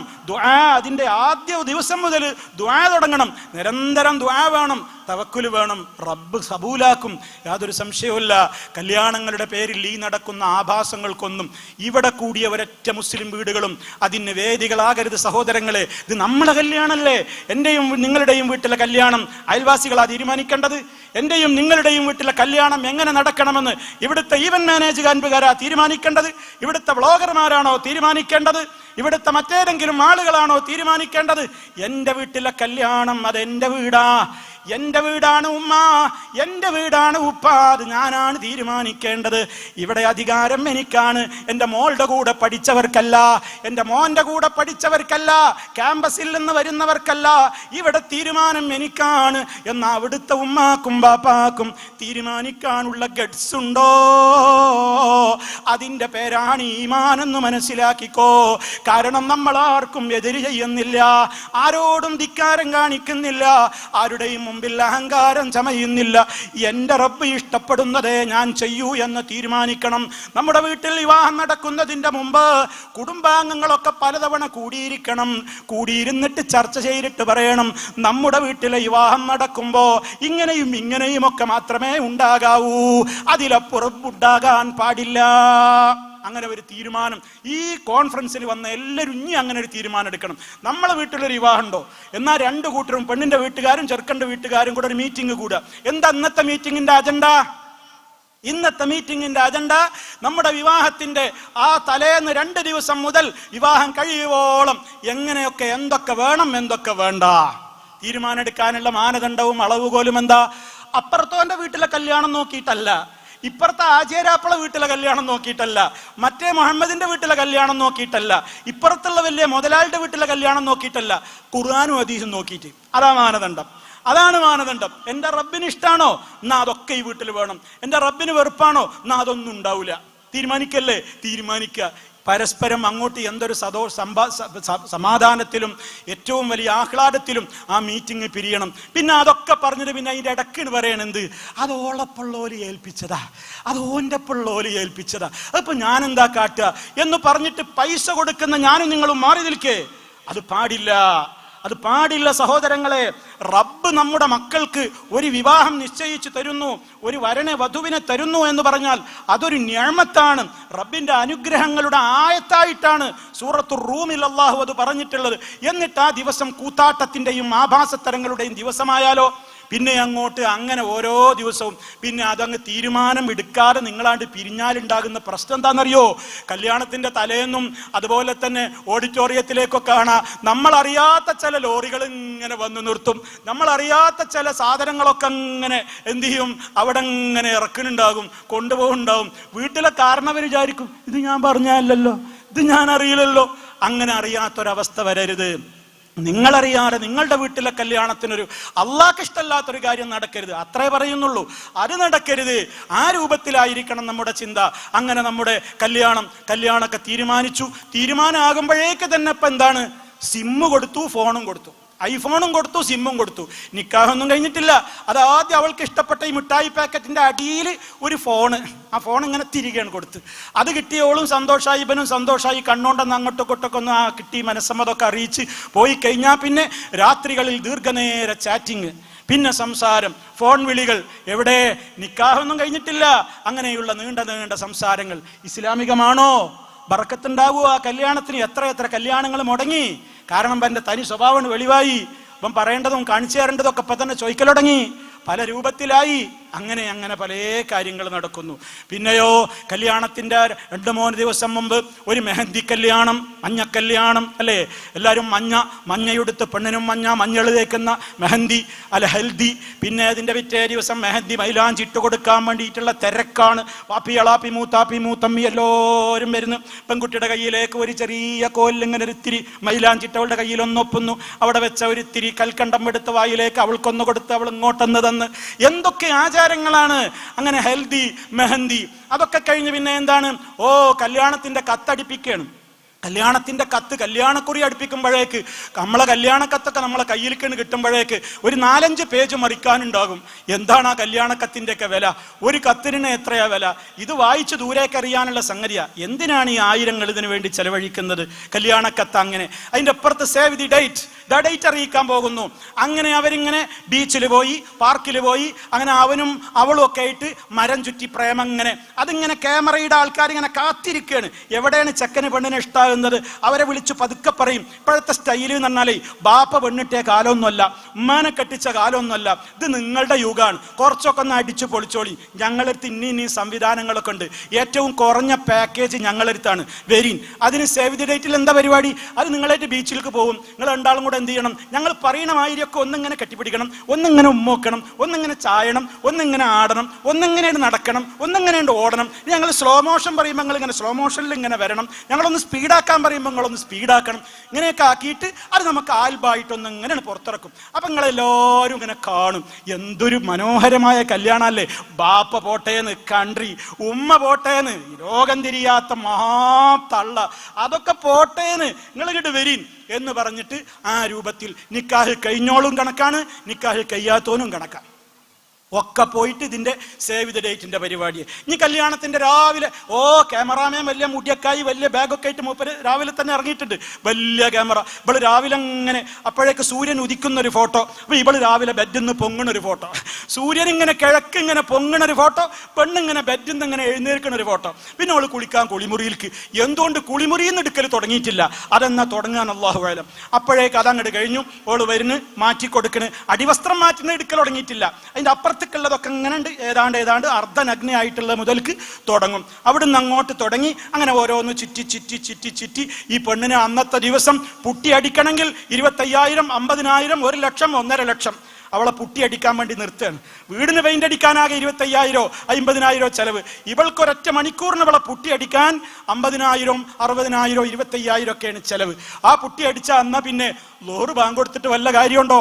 അടിച്ച പുട്ടിയൊക്കെ ഒഴുകി പോകൂലേ? അപ്പൊ ഉടുക്കൂല, നിസ്കാരമല്ല, ലോറിസ്കാരമല്ല, അസറിസ്കാരമല്ല. ഈ പാവം പെണ്ണിനങ്ങനെ ഇരുത്തിയിരിക്കല്ലേ. ഇതിനെ കാണാൻ നല്ല പവറുള്ള ലൈറ്റില്ല. ഇതിലെന്നെ ഇപ്പൊ നമ്മൾ ഉരുകയാണ്. ഇങ്ങനെ ഉരുക്കും ആ പെണ്ണിനെ ഇരുത്തിയിട്ട്. അങ്ങനെ അവളങ്ങനെ ഇരിക്കും. അങ്ങനെ ഇരുന്ന് കൊടുക്കും. ചിരിച്ച് രാത്രിയാവുമ്പോൾ പിന്നെ ചിരിക്കാനൊന്നും കഴിയില്ല. ഇവിടെയൊക്കെ വേദനയാ. കാരണം ഇങ്ങനെ ഇങ്ങനെ ഇരുന്നു ആ സാധു. അങ്ങനെ ക്യാമറയുടെ മുമ്പിൽ പോസ് ചെയ്തു. എളാപ്പ വന്നിരിക്കും. അപ്പോഴൊക്കെ മൂത്തമ്മ വരും. അപ്പോഴേക്ക് അമ്മാമ്മ വരും. എല്ലാവരും ഇങ്ങനെ തലേന്ന് ഇങ്ങനെ ആ സ്റ്റേജിൽ ഇരുത്തിയിട്ട് അങ്ങനെ കൂട്ട ഫോട്ടോ. ഒപ്പം പഠിക്കണ ആണും വന്നു, ഒപ്പം പഠിക്കണ പെണ്ണും വന്നു. ഒരുമിച്ച് എല്ലാവരും കൂടെ ജഗപൊക. അന്യ ആണും പെണ്ണും ഒന്നിച്ചുള്ള കൂത്താട്ടം. അവിടെ ഫോട്ടോഷൂട്ട്. അതങ്ങോട്ട് കഴിയുന്നു. അതങ്ങ് കഴിയുമ്പോഴേക്ക് പുതുനാരം വരിക. ശരിയായി. ഒരു നേരം വന്നിട്ട് മുപ്പരവിടെ കയറിയിരിക്കും. ഈ പെണ്ണിനുണ്ട് പല്ലക്കിലൊരു കൊണ്ടുപോക്കല്, 4 കാലും മലൊക്കെ പെണ്ണുങ്ങൾ ഇങ്ങനെ പിടിച്ച് ചാടിക്കളിച്ച് പല്ലക്കിൽ അങ്ങനെ കൊണ്ടുപോയി. ഇവിടെ മുഖക്കാകെ അങ്ങനെ മൂടിയിട്ടുണ്ട്. എന്ത് ഇസ്ലാമിന്റെ നിഖാബൊന്നുമല്ല, തഖ്വന്റെ നിഖാബൊന്നും ആരും വിചാരിക്കണ്ട. അതങ്ങനെ ആകെ മൂടി പൊതച്ചിട്ടുണ്ട്. അങ്ങനെ സ്റ്റേജിൽ അവളാൻ കയറുമ്പോ ഇവൻ ആദ്യമായിട്ട് കാണുന്ന മാതിരി പെണ്ണിനങ്ങനെ ആ ചാക്കും കർട്ടനൊന്നും ഇങ്ങനെ പൊക്കി. അത് പൊക്കുമ്പോൾക്ക് വീഡിയോ ക്യാമറക്കാരന് ഫോട്ടോ കിട്ടിയില്ലേ, എന്നാ അവനോട് ഒന്നും കൂടെ വെക്കാൻ പറയും, മൂന്നോട്ടം വെക്കാൻ പറയും. ഇങ്ങനെ പൊക്കിയിട്ട് പിന്നെ അവിടെ കൂടിയിരുന്ന് ആ നിലക്കുള്ള ആഭാസങ്ങൾ. പ്രിയപ്പെട്ട സഹോദര സഹോദരി, ഇത് നമുക്ക് വേണോ? ഇത് നമുക്ക് വേണോ? ഇതെന്തിനാണിത്? നമ്മുടെ വീട്ടിൽ എന്തിനാണിത്? നമ്മൾ എന്തിനാണ് ഈ സംസ്കാരത്തിന്റെ പിന്നാലെ പോകുന്നത്? അതുകൊണ്ട് തന്നെ ഇത്തരത്തിലുള്ള ഈ ആഭാസങ്ങൾ ഒഴിവാക്കണം. വേണ്ടതൊക്കെ ചെയ്തോളൂ, വേണ്ടാത്തതൊന്നും ചെയ്യണ്ടാന്നേ പറയുന്നുള്ളൂ. അതിൻ്റെ പേരിൽ കുടുംബങ്ങൾ തമ്മിൽ തെറ്റരുത്, അതിൻ്റെ പേരിൽ പരസ്പരം കലഹമുണ്ടാകരുത്. ഗുണകാംക്ഷയോടെ പറഞ്ഞു കൊടുക്കണം. പറഞ്ഞിട്ടും കേൾക്കുന്നില്ലെങ്കിലോ നമ്മൾ സഹിക്കണം, ക്ഷമിക്കണം, അള്ളാഹിനോട് പറയണം, റബ്ബേ നല്ല മനസ്സ് ഇവർക്ക് കൊടുക്കണേ എന്ന് ദുആ ചെയ്യണം. അതുകൊണ്ട് ബന്ധം മുറിക്കരുത്, ബന്ധങ്ങളൊക്കെ നിലനിൽക്കണം. പാലമുണ്ടെങ്കിലല്ലേ അപ്പുറത്തേക്ക് കടക്കാൻ പറ്റുള്ളൂ. എന്തെങ്കിലും ഒന്ന് സംഭവിച്ചു എന്ന് പറഞ്ഞാണ് പിന്നെ ബന്ധം മുറിക്കല, അത് പാടില്ല. അവരൊക്കെ തൗബ ചെയ്യും, അവർക്കൊക്കെ പശ്ചാത്താപം ഉണ്ടാകും. ചില ദുർബലമായ ഓരോ കാര്യങ്ങൾക്ക് അടിമപ്പെട്ട് ഞാനും നിങ്ങളൊക്കെ എന്തൊക്കെ ചെയ്യുന്നുണ്ട്, അതൊക്കെ എന്നൊന്നും നിലനിൽക്കുവോ? കുറച്ച് കഴിഞ്ഞാൽ നമ്മൾ തൗബ ചെയ്യൂലേ, നന്നാവൂലേ, നല്ലവരാകൂലേ? ആ പ്രതീക്ഷയൊക്കെ നമുക്കും വേണം. അതോടൊപ്പം ഇതൊന്നും അറിഞ്ഞുകൊണ്ട് ചെയ്യുന്ന ഒരു വീടുകളായി നമ്മളെ വീടുകളിൽ ഇനി മാറാനും പാടില്ല. അതിനാണ് ഇവിടെ ഈ കാര്യം പറയുന്നത്. അതേപോലെ തന്നെ കല്യാണത്തിന്റെ അന്ന് മന്തികൾ ഒരു 4-5 തരം മന്തി, ഒരു 4-5 തരം ബിരിയാണി, ആടുണ്ട്, കോഴിയുണ്ട്, മീനുണ്ട്, ലോകത്ത് കിട്ടാവുന്ന എല്ലാ മത്സ്യങ്ങളും ഉണ്ട്. വറുത്തതുണ്ട്, കരിച്ചതുണ്ട്, പൊരിച്ചതുണ്ട്, ചിക്കൻ സ്റ്റൈൽ, മറ്റേ അമേരിക്കൻ സ്റ്റൈലുണ്ട്, അറേബ്യൻ സ്റ്റൈലുണ്ട്, ചൈനീസ് സ്റ്റൈലുണ്ട്, അതുപോലെ തന്നെ ഇന്തോനേഷ്യൻ സ്റ്റൈലുണ്ട്, എല്ലാ സ്റ്റൈലും ഉണ്ട്. അവസാനം നമ്മുടെ പണ്ടത്തെ പാടത്ത് പണിക്ക് പോയിരുന്ന ആൾക്കാർ കന്ന് പൂട്ടുമ്പോൾ അവിടെ പാടത്തുണ്ടായിരുന്ന ഒരു പെട്ടിക്കട ഉണ്ട്, അതിൻ്റെ മോഡലും ഉണ്ട്. ആ മോഡൽ ഒരു ചായക്കടയുണ്ട്, ഒരു പഴങ്ങനെ ഇടിഞ്ഞു വിട്ട് അതങ്ങനെ കൊടുക്കുന്നുണ്ട്, പൊറാട്ട ലൈവ് ഉണ്ട്, എല്ലാം ലൈവ് ഉണ്ട്, മുഴുവനും ലൈവാ. ഇവൻ്റെ പോക്കറ്റിൽ നിന്ന് പണം ലൈവായിട്ട് അങ്ങനെ ഒഴിഞ്ഞൊഴിഞ്ഞ് പോയിക്കൊണ്ടിരിക്കുകയാണ് ലക്ഷങ്ങൾ. 101 തരം വിഭവങ്ങളാണ് ഞങ്ങളുടേതായ കാറ്ററിങ് വിളിച്ചോളി. 101 തരം ഞങ്ങൾ ഉണ്ടാക്കിത്തരാം. ചായ തന്നെ 10 ഐറ്റാണ്. ഒരു ചായ ഇടിക്കാൻ ഞാൻ അവിടെ 10 ഐറ്റാണ്. ഐസ്ക്രീമോ പറയും വേണ്ട, പഴങ്ങളോ ഒരിക്കലും പറയണ്ട, എല്ലാ രൂപത്തിലുള്ളതും അവിടെ റെഡിയാണ്. എന്തിനാ ഇതൊക്കെ ചെയ്യുന്നത്? അത്യാവശ്യത്തിനുള്ളൊരു ഭക്ഷണങ്ങൾ പോരെ? അതൊന്നോ 2 ഐറ്റം പോരെ? ഇതിപ്പോ എന്ത് തിന്നാലും തിന്നില്ലെങ്കിലൊക്കെ ആൾക്കാരുടെ അടുത്ത് നല്ല അഭിപ്രായങ്ങൾക്ക് കിട്ടും നിങ്ങൾ വിചാരിക്കുന്നുണ്ടോ? അതെന്തെങ്കിലും ഒരു അഭിപ്രായം പറഞ്ഞിട്ട് പണ്ടൊരുത്തം പറഞ്ഞ പോലെ സംഗതിയൊക്കെ ഉഷാറായിരുന്നു, പക്ഷെ പഴത്തിരി വലിപ്പം കുറഞ്ഞു പറഞ്ഞില്ലേ, അങ്ങനെ എന്തെങ്കിലും ഒരു കുറ്റം കണ്ടിട്ട് അവരാണ് പോവുള്ളൂ. അതുകൊണ്ട് നിങ്ങളെ കൊണ്ട് കൊക്കിലൊതുങ്ങുന്നത് കൊത്തിയാൽ മതി. കടം വാങ്ങിയിട്ടൊന്നും കല്യാണം നടത്തണ്ട. കടം വാങ്ങിയിട്ടും പ്രയാസപ്പെട്ടിട്ടും ആ കടം വീട്ടാൻ വേണ്ടിയിട്ട് ഈ പാവപ്പെട്ട മനുഷ്യൻ ഇങ്ങനെ ഇടങ്ങേറാവാണ്. എന്തിന്? ഓരോരുത്തരുടെ കല്യാണം നോക്കിയിട്ട് നമ്മൾ എന്തിനാ കല്യാണം നടത്തുന്നത്? നമ്മുടെ കല്യാണം നമ്മളാ തീരുമാനിക്കേണ്ടത്. ആ നിലക്ക് സഹോദരങ്ങളെ നമ്മൾ മാറണം. അതിനാ നമ്മുടെ വിസ്ഡം ഇസ്ലാമിക് ഓർഗനൈസേഷൻ ഇതെല്ലായിടത്തും തുറന്നു പറയാൻ തീരുമാനിച്ചത്. എന്തിനാണെന്നറിയോ? ഇത് പറഞ്ഞാലല്ലാതെ ജനങ്ങൾ മനസ്സിലാക്കൂല എന്നുള്ളത് കൊണ്ടാണ്. അതുകൊണ്ടാണ് എൻ്റെ പ്രിയപ്പെട്ടവരോട് പറയുന്നത്, ഇതിലൊക്കെ വേണ്ടതും വേണ്ടാത്തതും എന്താണെന്ന് എന്നേക്കാൾ നിങ്ങളുടെ മനസ്സുകൾ പറയുന്നുണ്ട് എന്ന് എനിക്കറിയാം. ഇതൊന്നും ഞാൻ പറയേണ്ടതില്ല, നിങ്ങൾക്കൊക്കെ അറിയാം. പക്ഷെ പിന്നെ എന്താ പറയാന്നറിയോ? എന്താപ്പ ചെയ്യാ? ഇപ്പോഴത്തെ കുട്ടികളെ നമ്മൾ കുറച്ചൊക്കെ എന്നാണ്ട് അനുസരിച്ചില്ലെങ്കിൽ പറ്റുമോ? ഇപ്പോഴത്തെ കുട്ടികളെ കാലല്ലേ, നമ്മളൊന്നും പെണ്ണിട്ടേ കാലല്ലല്ലോ എന്നും പറഞ്ഞിട്ടാ നമ്മളാണ് മാറി നിൽക്കല്. വൈക്കോട്ടെ, അങ്ങനെ പറഞ്ഞോളൂ. കണ്ണങ്ങ് ചിമ്പി പരലോക കോടതിയിൽ റബ്ബിന്റെ മുമ്പിൽ എത്തുമ്പോ ഇപ്പോഴത്തെ കാലല്ലേ എന്നുള്ളത് കൊണ്ട് ചെയ്തതാ റബ്ബേ എന്ന് പറഞ്ഞ അള്ള വിടുമോ ഉപ്പമാരെ? അള്ള വിടുമോ ഉമ്മമാരെ? അവിടെയാണ് നമ്മൾ കണ്ണും കാതും കൽബും തുറന്നുകൊണ്ട് ചിന്തിക്കേണ്ടത്. നമ്മൾ ചിന്തിക്കുന്ന ആളുകളായിക്കൊണ്ട് മാറണം. അപ്പോൾ ആ മേഖലയിൽ കാണുന്ന പ്രശ്നങ്ങൾ നമ്മുടെ വീടുകളിൽ ഉണ്ടാകരുത്. പിന്നെ നമ്മുടെ വീട് ദിക്റുകളുടെ കേന്ദ്രമായിട്ട് മാറണം. രാവിലെ എഴുന്നേൽക്കുമ്പോൾ ചൊല്ലേണ്ട ദിക്ർ എല്ലാവരും ചൊല്ലിയോന്ന് നമ്മൾ ഇടയ്ക്കിടക്കൊന്നിങ്ങനെ ചോദിക്കണം. അതിരാവിലെ ഉണരുമ്പോൾ തന്നെ ചൊല്ലേണ്ട ദിക്ർ, രാവിലെ അതുപോലെ തന്നെ ഉറങ്ങുന്നതിൻ്റെ മുമ്പ് വരെ ചൊല്ലേണ്ട ദിക്ർ എല്ലാം കൂടി എനിക്ക് ഈ ഒരു ഏതാനും സമയത്തിൻ്റെ ഉള്ളിൽ പറഞ്ഞു തീർക്കാൻ പറ്റൂല. ഒറ്റ വാക്കിൽ ഞാൻ ഒതുക്കുകയാണ്. ഏതൊക്കെ ദിക്റുകളുണ്ടോ, ദുആകളുണ്ടോ? നമ്മളെ പീസ് റേഡിയോയുടെ അടിയിലതാ കിടക്കുന്നു അദ്കാർ എന്ന ആപ്പ്. അതാ എന്തെല്ലാം സംവിധാനങ്ങളുണ്ട് നമുക്കില്ലാത്ത സംവിധാനങ്ങളുണ്ടോ ദീന് പഠിക്കാൻ? അദ്കാർ എന്ന ആപ്പിൽ നിങ്ങൾ പരിശോധിച്ച് നോക്കൂ, എല്ലാം അതിലുണ്ട്. കാണാതെ പഠിക്കുക, സ്ക്രീൻഷോട്ട് എടുത്ത് വെച്ച് ദിക്റുകൾ കാണാതെ പഠിക്കുക, അർത്ഥം പഠിക്കുക, ആശയം പഠിക്കുക. നമ്മുടെ വീട്ടിൽ നല്ല സന്തോഷം ഉണ്ടാവും. എല്ലാ ദിക്റുകളും നമ്മൾ ചൊല്ലണം. അദ്കാറുൽ സബാഹ്, അദ്കാറുൽ മസാഹ്, ദിനേനയുള്ള ഖുർആൻ പാരായണങ്ങൾ, ഇതൊക്കെ നമ്മുടെ വീടുകളിൽ നിരന്തരമായിട്ടുണ്ടാകണം സഹോദരന്മാരെ. അതേപോലെ തന്നെ എന്തും വേണം, കൃത്യമായ നിലക്കുള്ള ആ ദിക്റുകളും അതേപോലെ തന്നെ ദുആകളും ഒക്കെ ഉണ്ടാകുമ്പോൾ നമ്മുടെ തന്നെ മനസ്സ് നമ്മളോട് പറയും, എൻ്റെ ഉമ്മാനെ ഞാൻ സ്നേഹിക്കണം, എൻ്റെ ഉപ്പാനെ ഞാൻ സ്നേഹിക്കണം. കാരണം എന്താ, ഈ ദിക്റുകൾ കൊണ്ട് നാവും ഹൃദയവും ഇങ്ങനെ കണക്റ്റഡ് ആകുമ്പോൾ നമ്മളെ മനസ്സിൽ നല്ല നല്ല ചിന്തകൾ, മലായിക്കത്തുകൾ ഇങ്ങനെ പ്രോത്സാഹിപ്പിച്ചുകൊണ്ടിരിക്കും. അപ്പോൾ പ്രായമായ ഉപ്പക്കൊന്നും പ്രായമായി നമുക്ക് തോന്നൂല, പ്രായമായ ഉമ്മനെ കണ്ടാലും നമുക്ക് പ്രായമായി തോന്നൂല. കെട്ടിപ്പിടിച്ച് നമ്മളെ ഉമ്മ വെക്കും, അവരെ ഒരു മൂലയിലേക്ക് മാറ്റിയിരുത്തൂല നമ്മൾ. ഇന്നിപ്പോൾ എന്താ കഥ, ഉമ്മയും ഉപ്പയൊക്കെ വീടിൻ്റെ ഒരു മൂലയിൽ ഇങ്ങനെ ഇരിക്കും. ഇവന് അവരോട് മിണ്ടാനോ സംസാരിക്കാനോ ഒന്നും നേരല്ല. മണിക്കൂർ കണക്കിന് ദൂരമുള്ള ആൾക്കാരോട് ഈ ഉമ്മാന്റെ എടുത്തിരുന്നിട്ട് ഇവൻ ചാറ്റ് ചെയ്യും. മണിക്കൂറുകളോളം ദൂരമുള്ള ആളോട് ഇവൻ ചാറ്റ് ചെയ്യും. സുഖവിവരം അന്വേഷിക്കും, ഹൗ ആർ യു എന്ന് ചോദിക്കും, സുഖം തന്നെ അല്ലേ എന്ന് ചോദിക്കും, മാഷാ അല്ലാഹ് അടിക്കും, അൽഹംദുലില്ലാഹ് അടിക്കും, ഒക്കെ പറയും. ഉമ്മപ്പുറത്തിരിക്കുന്നുണ്ട് ഇവനങ്ങനെ നോക്കിയിട്ട്, ഉമ്മ ആകെ ഇവനെ നോക്കിയിരിക്കുകയാണ്. ഒന്നും മിണ്ടുന്നില്ല. അങ്ങനത്തെ മക്കൾ നമ്മളെ വീട്ടിലുണ്ടാകരുത്. ഉമ്മാനെ സ്നേഹിക്ക്, ഉപ്പാനെ സ്നേഹിക്ക്. ആ ഗർഭം ചുമന്ന പ്രായമുണ്ടല്ലോ, ആ പ്രായത്തിൽ അവര് പ്രസവിക്കുന്ന നേരത്ത് അനുഭവിച്ച ഒരൊറ്റ നെടുവീർപ്പിന് ജീവിതം മുഴുവൻ നമ്മൾ നന്ദി ചെയ്താലും തീരൂല. അത് മനസ്സിലാക്കി. ഒരിക്കല് താബീങ്ങളുടെ കാലത്ത് കഅബങ്ങനെ തവാഫ് ചെയ്യാണ് യമനിൽ നിന്ന് വന്നിട്ടുള്ള ഒരു മഹാനായ പണ്ഡിതൻ, ഒരു യമനി പണ്ഡിതൻ കഅബ തവാഫ് ചെയ്യുമ്പോൾ പ്രായമായ ഉമ്മാനെ തോളിലിരുത്തിയിട്ട് കഅബ തവാഫ് ചെയ്യാണ്. കഅബ തവാഫ് ചെയ്യുമ്പോൾ അദ്ദേഹത്തിന് പരിചയമുള്ള ഒരു പണ്ഡിതൻ അപ്പുറത്ത് നിൽക്കുന്നുണ്ട്. ആ പണ്ഡിതനോട് ഇദ്ദേഹം ചോദിച്ചു, ഇതെന്റെ ഉമ്മയാ, എൻ്റെ ഉമ്മയാണ്, നടക്കാൻ വയ്യ, തീരെ ശേഷിയില്ല, ഞാൻ എടുത്തിട്ടാ തവാഫ് ചെയ്യിക്കുന്നത്, എൻ്റെ ഉമ്മാനോടുള്ള കടമ ഇതുകൊണ്ടൊക്കെ തീരൂലേ എന്ന് ചോദിച്ചപ്പോൾ ആ പണ്ഡിതൻ ഇദ്ദേഹത്തോട് പറഞ്ഞ മറുപടി, ലാ, ഇതുകൊണ്ടൊന്നും തീരുന്ന കടമയല്ല മോനെ.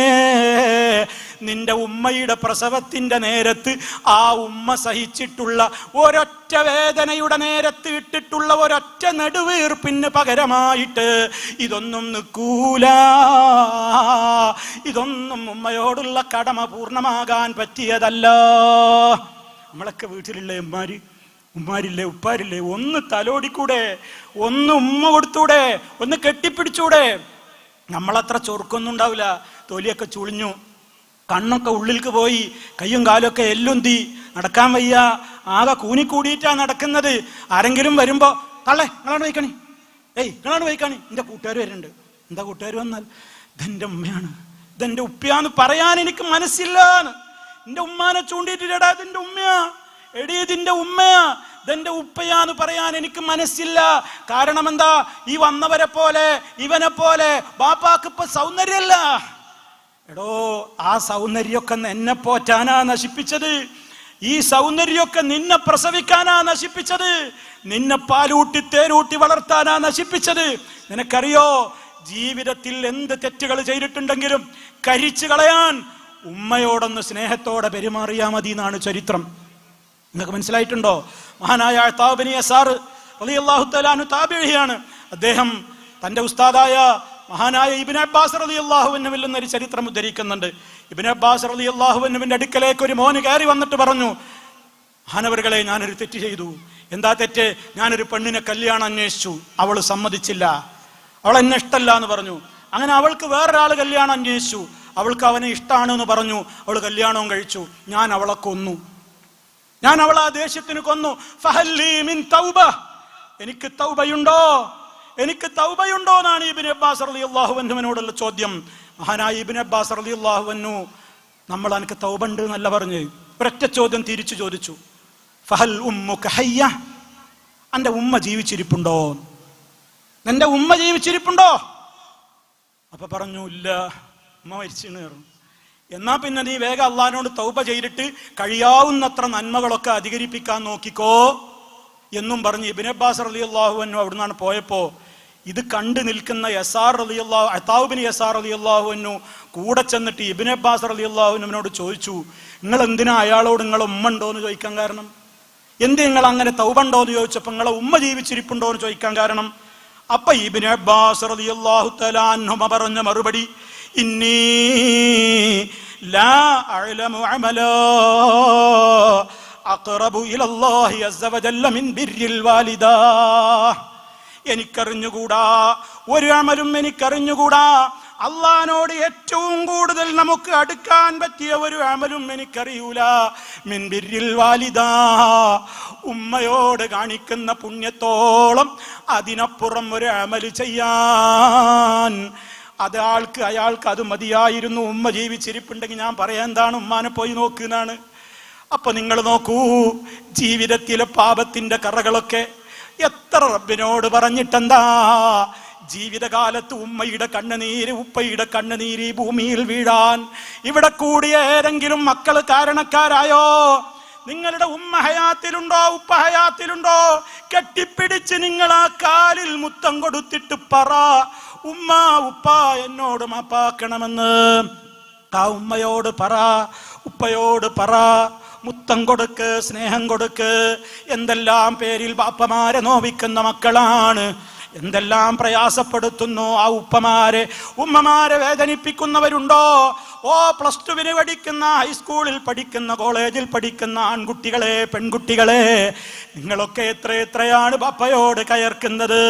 ഛേ എന്ന വാക്ക് പോലും ഉമ്മയുടെ ഉപ്പയുടെ മുഖത്ത് നോക്കി പറയരുതെന്ന് നമ്മുടെ ഖുർആൻ പറഞ്ഞിട്ട്, അതിലപ്പുറമുള്ള ചവിട്ടും തൊഴിയും വർത്തമാനങ്ങളും സിനിമ ഡയലോഗുകളും മാത്രം പറഞ്ഞുകൊണ്ട് ഉമ്മയെ കരയിപ്പിക്കുന്ന, ഉപ്പയെ കരയിപ്പിക്കുന്ന വല്ലവരും ഈ കൂട്ടത്തിലുണ്ടോ? പശ്ചാത്തപിക്കാതെ ഇവിടം വിട്ടു പോകല്ലേ. ഇന്നത്തെ രാത്രി ഉറങ്ങല്ലേ. കരഞ്ഞു പറയണം ഉമ്മയോട്, ഉപ്പയോട്, മാപ്പാക്കണേ, വിവരക്കേട് കൊണ്ട് പറ്റിയതാണ് ഞാൻ എൻ്റെ ഉപ്പയെ വേദനിപ്പിച്ചത്, ഉമ്മയെ വേദനിപ്പിച്ചത് എന്ന് പറഞ്ഞ റഹ്മാനായ റബ്ബിനോട് കരങ്ങൾ നീട്ടി തപിക്കുന്ന ഹൃദയവുമായി, ഒലിക്കുന്ന കണ്ണുമായി പാതിരാവുകളിൽ നീ തേട് നിന്റെ റബ്ബിനോട്. ചോദിച്ചോ ഞാൻ തരാം, ചോദിച്ചോ ഞാൻ തരാം, ചോദിച്ചോ തരാം എന്ന് ഓഫർ പറയുന്ന നേരം, സുബഹിയോടടുക്കുന്ന ആ നേരത്ത് എഴുന്നേറ്റിട്ട് കരഞ്ഞു പറയണം മക്കളെ. അങ്ങനെ മാതാപിതാക്കളോട് സ്നേഹം കാണിക്കണം, ബഹുമാനം കാണിക്കണം. ആ നിലക്ക് ഭാര്യമാരും ഭർത്താക്കന്മാരുമൊക്കെ തിരിച്ചറിയണം, അങ്ങോട്ടും ഇങ്ങോട്ടും സ്നേഹം പങ്കുവെക്കണം. ആ വിധത്തിൽ മക്കളും അങ്ങനെ തന്നെ വളരുന്ന ഒരു കുടുംബമായി മാറിയാൽ നമ്മുടെയും വീടുകളിൽ സ്വർഗതുല്യമായി മാറും എന്ന് നമ്മൾ ഒരിക്കലും മറന്നു പോകരുത്. നമ്മുടെ ദിക്റുകളിൽ നിങ്ങൾ ശ്രദ്ധിച്ചിട്ടുണ്ടോ എന്ന് എനിക്കറിയില്ല, രാവിലെയും വൈകുന്നേരവും അത് പറയാത്തൊരു ദിവസം മുത്തു മുസ്തഫയുടെ ജീവിതത്തിൽ കടന്നു പോയിട്ടില്ല. അല്ലാഹുമ്മ ഇന്നി അസ്അലുകൽ ആഫിയത ഫിദ് ദുനിയാ വൽ ആഖിറ, അല്ലാഹുമ്മ ഇന്നി അസ്അലുകൽ അഫ്വ വൽ ആഫിയത ഫീ ദീനി വദുനിയായ വഅഹ്ലി വമാലി, അല്ലാഹുമ്മ അസ്തുർ ഔറാതി വഅമിൻ റവാതി. ഞാൻ നീട്ടി പറയുന്നില്ല, സമയം തീർന്നുകൊണ്ടിരിക്കുകയാണ്. അതുകൊണ്ട് തന്നെ അതിലൊരു വാചകമുണ്ട്, ഉമ്മമാരെ എൻ്റെ ഔറത്ത് മറക്കണേ അല്ലാ, എന്നിൽ കാണാൻ പറ്റാത്തതൊന്നും വെളിക്ക് വരരുതേ. അതിന്റെ തഫ്സീർ നിങ്ങൾ, ശറഹ് നിങ്ങൾ നോക്കൂ. നമ്മുടെ ശരീരത്തിൽ കാണാൻ പറ്റാത്തതൊന്നും നമ്മുടെ അയ്ബുകൾ കാണരുത്. അതേപോലെ തന്നെ ഒരാണാവട്ടെ പെണ്ണാവട്ടെ അന്യരുടെ മുമ്പിൽ തുറന്നിടാൻ പാടില്ലാത്ത ഒരൽപഭാഗം പോലും തുറന്നിടാൻ പാടില്ല. തട്ടം ശരിക്ക് ധരിക്കാൻ മടിയുള്ള പെൺകുട്ടികളെ, മാറുമറക്കാത്ത ഉമ്മമാരെ, അതേ തട്ടം ധരിച്ചു എന്ന പേരിൽ എന്തൊക്കെയോ കാട്ടിക്കൂട്ടിയിട്ട് ചില ഫാഷൻ തട്ടം ധരിക്കലുമായി മുന്നോട്ട് പോയാൽ നരകത്തിലല്ലേ. ഒരു സ്വഹാബ വനിതയുടെ ചരിത്രം കൂടി ഞാൻ പറയുകയാണ്. അള്ളാഹിന്റെ റസൂലിന്റെ സദസ്സിലേക്ക് ഒരു സ്വഹാബ വനിത കയറി വരുന്നു. അവരുടെ പ്രശ്നം എന്താ? ബോധം കെട്ട് വീഴാണ് ഇടക്കിടക്ക്. അതല്ല അവരുടെ പ്രശ്നം. അള്ളാന്റെ റസൂലിനോട് പറഞ്ഞു, നബിയെ ബോധം കെട്ട് വീഴുകയാണ്, അതേ നീ ക്ഷമിച്ചോ, നിനക്ക് സ്വർഗമുണ്ടെന്ന സുവിശേഷം അള്ളാന്റെ റസൂല് പറഞ്ഞപ്പോ, നബിയെ അത് ഞാൻ ക്ഷമിച്ചോളാം, ബോധം കെടുന്നത് എനിക്ക് വിഷയമല്ല.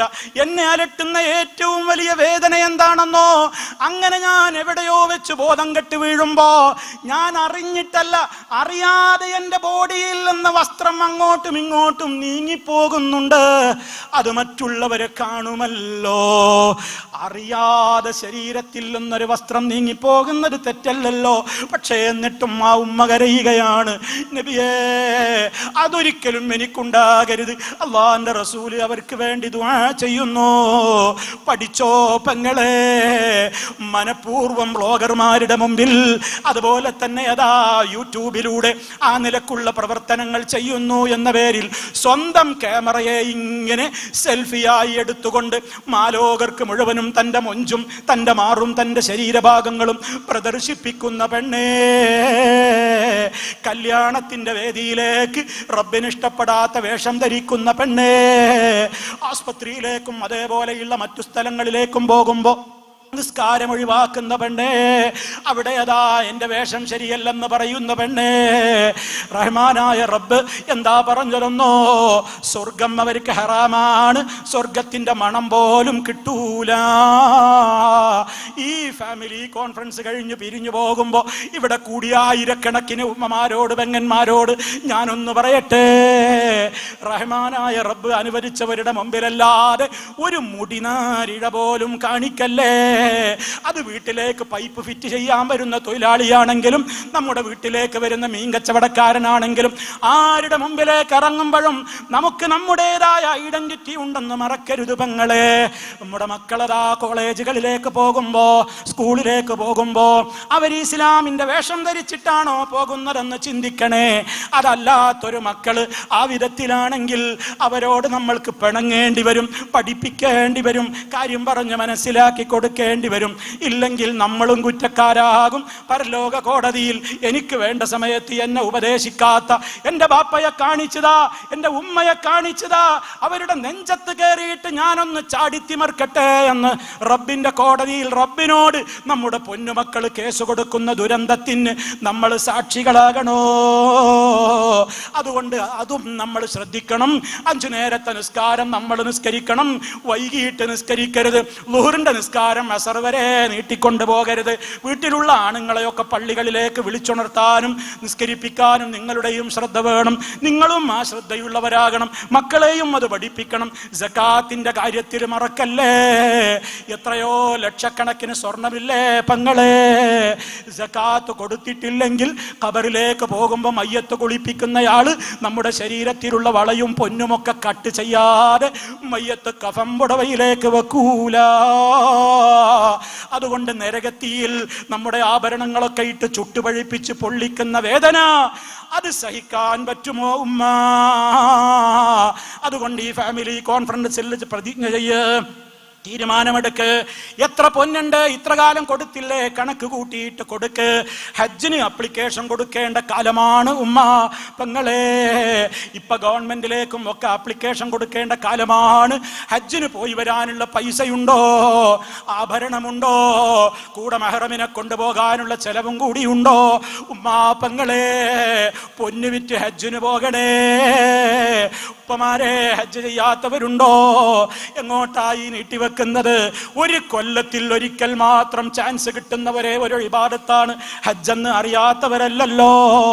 അതുകൊണ്ട് ആ കാര്യത്തിലും നമുക്ക് നല്ല ശ്രദ്ധയുണ്ടാകണം.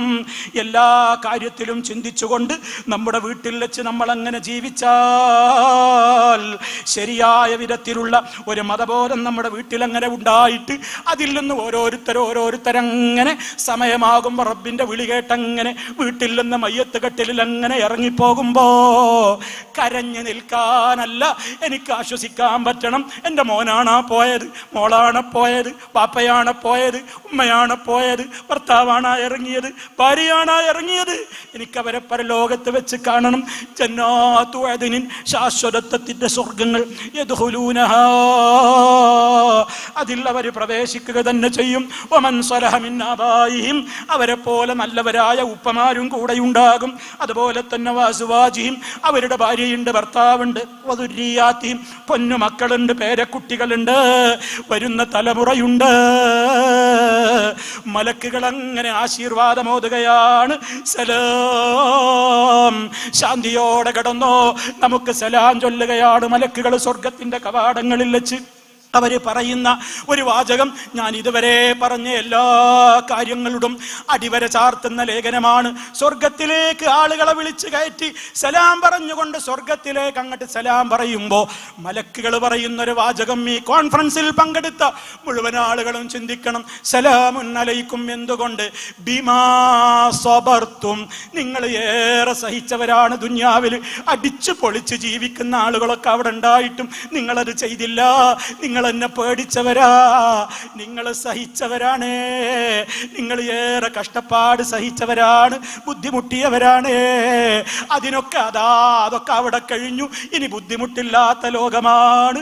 ഇവിടെ വേണ്ടാത്ത വർത്തമാനങ്ങളില്ല. സലാം ലാ യസ്മഊന ഫീഹാ ലഗ്വൻ വലാ തഅസീമാ ഇല്ലാ ഖീലൻ സലാമൻ സലാമാ. ഒരു വേണ്ടാത്ത വർത്തമാനങ്ങളില്ല, പോരില്ല, കുനുഷ്ടില്ല, അസൂയയില്ല, പകയില്ല, അഹന്തയില്ല. എല്ലാവരും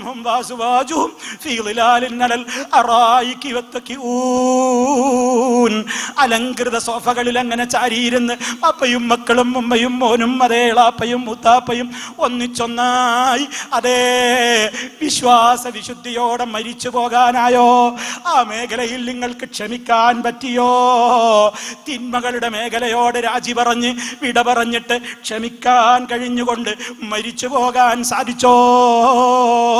അവിടെ സ്വർഗത്തിൽ നമുക്ക് സുഖിക്കാം. അതെത്ര നല്ല വീടാണ്. ദുനിയാവിലെ എന്ത് വീടൊക്കെ എന്ത് വീടാ. ആ വീടല്ലേ നമുക്ക് പോകേണ്ടത്.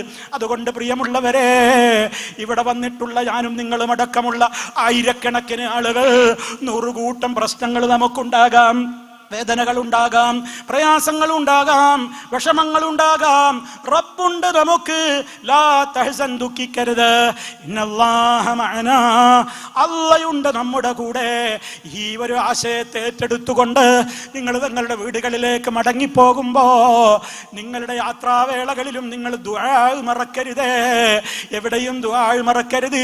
പ്രത്യേകിച്ച് പലരും ദൂരെ നിന്ന് വന്നവരൊക്കെ വീട്ടിലെത്തുമ്പോൾ കുറച്ച് വൈകിട്ടുണ്ടാകും. തഹജ്ജുദ് നിസ്കരിച്ച് കിടന്നേക്ക് സുബഹിക്ക് ഉണരണേ. സുബഹിക്ക് മുമ്പ് ലൈറ്റ് തെളിയാത്ത വീട് ആയിരുന്നു നമ്മുടെ വീടെങ്കിൽ ഇനി മുതൽ സുബഹിക്ക് മുമ്പേ ലൈറ്റ് തെളിയുന്ന വീടായി നമ്മുടെ വീടകം മാറട്ടെ. അത് ദുനിയാവിലെ സ്വർഗമാകട്ടെ. ആഖിറം നമുക്കുള്ളതാണ്. റബ്ബ് നമുക്കതിന് തൗഫീക്ക് തരട്ടെ. രോഗങ്ങളിൽ നിന്ന് റബ്ബ് നമ്മളെ കാത്ത് രക്ഷിക്കട്ടെ. പ്രയാസങ്ങളുള്ളവരുടെ പ്രയാസം റബ്ബ് തീർത്തു കൊടുക്കട്ടെ. ഒരുപാട് ആളുകൾ രോഗികളുണ്ട്, പ്രയാസങ്ങൾ അനുഭവിക്കുന്നവരുണ്ട്, മക്കൾ മരണപ്പെട്ടു പോയവരുണ്ട്, ഭർത്താവ് മരിച്ച വിധവകളുണ്ട്, ഭാര്യമാര് മരിച്ച വേദനയിലുള്ളവരുണ്ട്, മാതാപിതാക്കൾക്ക് മക്കൾ പോയ കഷ്ടപ്പാടുള്ളവരുണ്ട്. റഹ്മാനായ റബ്ബെല്ലാം അറിയുന്നു. അലീമായ റബ്ബിനോട് ചോദിക്കൂ. റബ്ബല്ലാതെ നമുക്ക് രക്ഷകരില്ല. അവൻ മാത്രമാണ് നമുക്ക് കാവൽ നൽകുന്ന ഒരേ ഒരു കാവൽക്കാരൻ. ആ നിലക്കുള്ള ഹസ്ബി അല്ലാഹ്, എനിക്കല്ല മതി, അലൈഹി തവക്കൽതു വഹുവ റബ്ബുൽ അർശിൽ അളീം. മഹത്തായ അർശിന്റെ സിംഹാസനത്തിന്റെ ഉടമയായ റബ്ബാണ് എൻ്റെ റബ്ബെന്ന് മനസ്സിനെ പഠിപ്പിച്ചുകൊണ്ട് പിരിഞ്ഞു പോകൂ. അല്ലാഹു സുബ്ഹാനഹു വ തആല നമുക്കൊക്കെ തൗഫീക്ക് പ്രദാനം ചെയ്യട്ടെ. നമ്മൾ സംസാരിച്ചതും കേട്ടതുമായ എല്ലാ കാര്യങ്ങളും നമ്മുടെ മീസാനിൽ കനം തൂങ്ങുന്ന ഒരു അമലായി റബ്ബ് കബൂൽ ചെയ്യുമാറാകട്ടെ. എല്ലാ അർത്ഥത്തിലും റബ്ബിൻ്റെ റഹ്മത്തും ബറക്കത്തുമൊക്കെ റബ്ബ് അവൻ എല്ലാ അർത്ഥത്തിലും നമുക്ക് വർഷിച്ചു തരുമാറാകട്ടെ. ലോകത്തിൻ്റെ വിവിധ ഭാഗങ്ങളിൽ പ്രയാസപ്പെടുന്ന, വിശിഷ്യ ഫലസ്തീനിൻ്റെ ഒക്കെ മണ്ണിൽ കുരുതിക്ക് വിധേയമാകുന്ന പ്രയാസപ്പെടുന്ന ആയിരങ്ങളുണ്ട്. റബ്ബ് അവർക്കൊക്കെ വിജയം കൊടുക്കട്ടെ. അവരുടെ ശത്രുക്കളെ അല്ലാഹു പരാജയപ്പെടുത്തുമാറാകട്ടെ. നമ്മുടെയും ജീവിതത്തിൽ എല്ലാ അർത്ഥത്തിലും സമാധാനത്തോടെ ജീവിക്കാൻ നമുക്കും കഴിയണം. നമ്മുടെ അയൽക്കാരി മറ്റുള്ള ആരായിരുന്നാലും അവരുടെ മതവും ജാതിയും ഒന്നും നോക്കാതെ എല്ലാവരോടും മാനുഷികമായ നിലക്കുള്ള സ്നേഹവും ബന്ധമൊക്കെ നിലനിർത്തി ഇന്ത്യ രാജ്യത്ത് സമാധാനത്തോടെ നമുക്ക് നമ്മുടെ കാര്യങ്ങൾ പറയാനും കേൾക്കാനും പ്രവർത്തിക്കാനും ഒക്കെയുള്ള തൗഫീക്കിന് വേണ്ടി എപ്പോഴും എല്ലാവരും ദുആ ചെയ്യണം. ഈ കൂട്ടായ്മക്ക് വേണ്ടി നിങ്ങൾ എന്നെന്നും ദുആ ചെയ്തുകൊണ്ടേ ഇരിക്കണം എന്നുകൂടി ഓർമ്മപ്പെടുത്തിക്കൊണ്ട് വസിയത്ത് പറഞ്ഞുകൊണ്ട് എല്ലാ അർത്ഥത്തിലും റഹ്മാനായ റബ്ബ് കബൂൽ ചെയ്യുമാറാകട്ടെ എന്ന് ആത്മാർത്ഥമായി ഒരിക്കൽ കൂടി പ്രാർത്ഥിച്ചുകൊണ്ട് ഞാൻ എൻ്റെ വാക്കുകൾ അവസാനിപ്പിക്കുകയാണ്. റബ്ബന തഖബ്ബൽ മിന്നാ ഇന്നക അൻതസ് സമീഉൽ അലീം. അല്ലാഹുമ്മ സ്വല്ലി അലാ മുഹമ്മദിൻ വഅലാ ആലി മുഹമ്മദ് വൽഹംദുലില്ലാഹി റബ്ബിൽ ആലമീൻ. വസ്സലാമു അലൈക്കും വറഹ്മത്തുള്ളാഹി വബറകാതുഹു.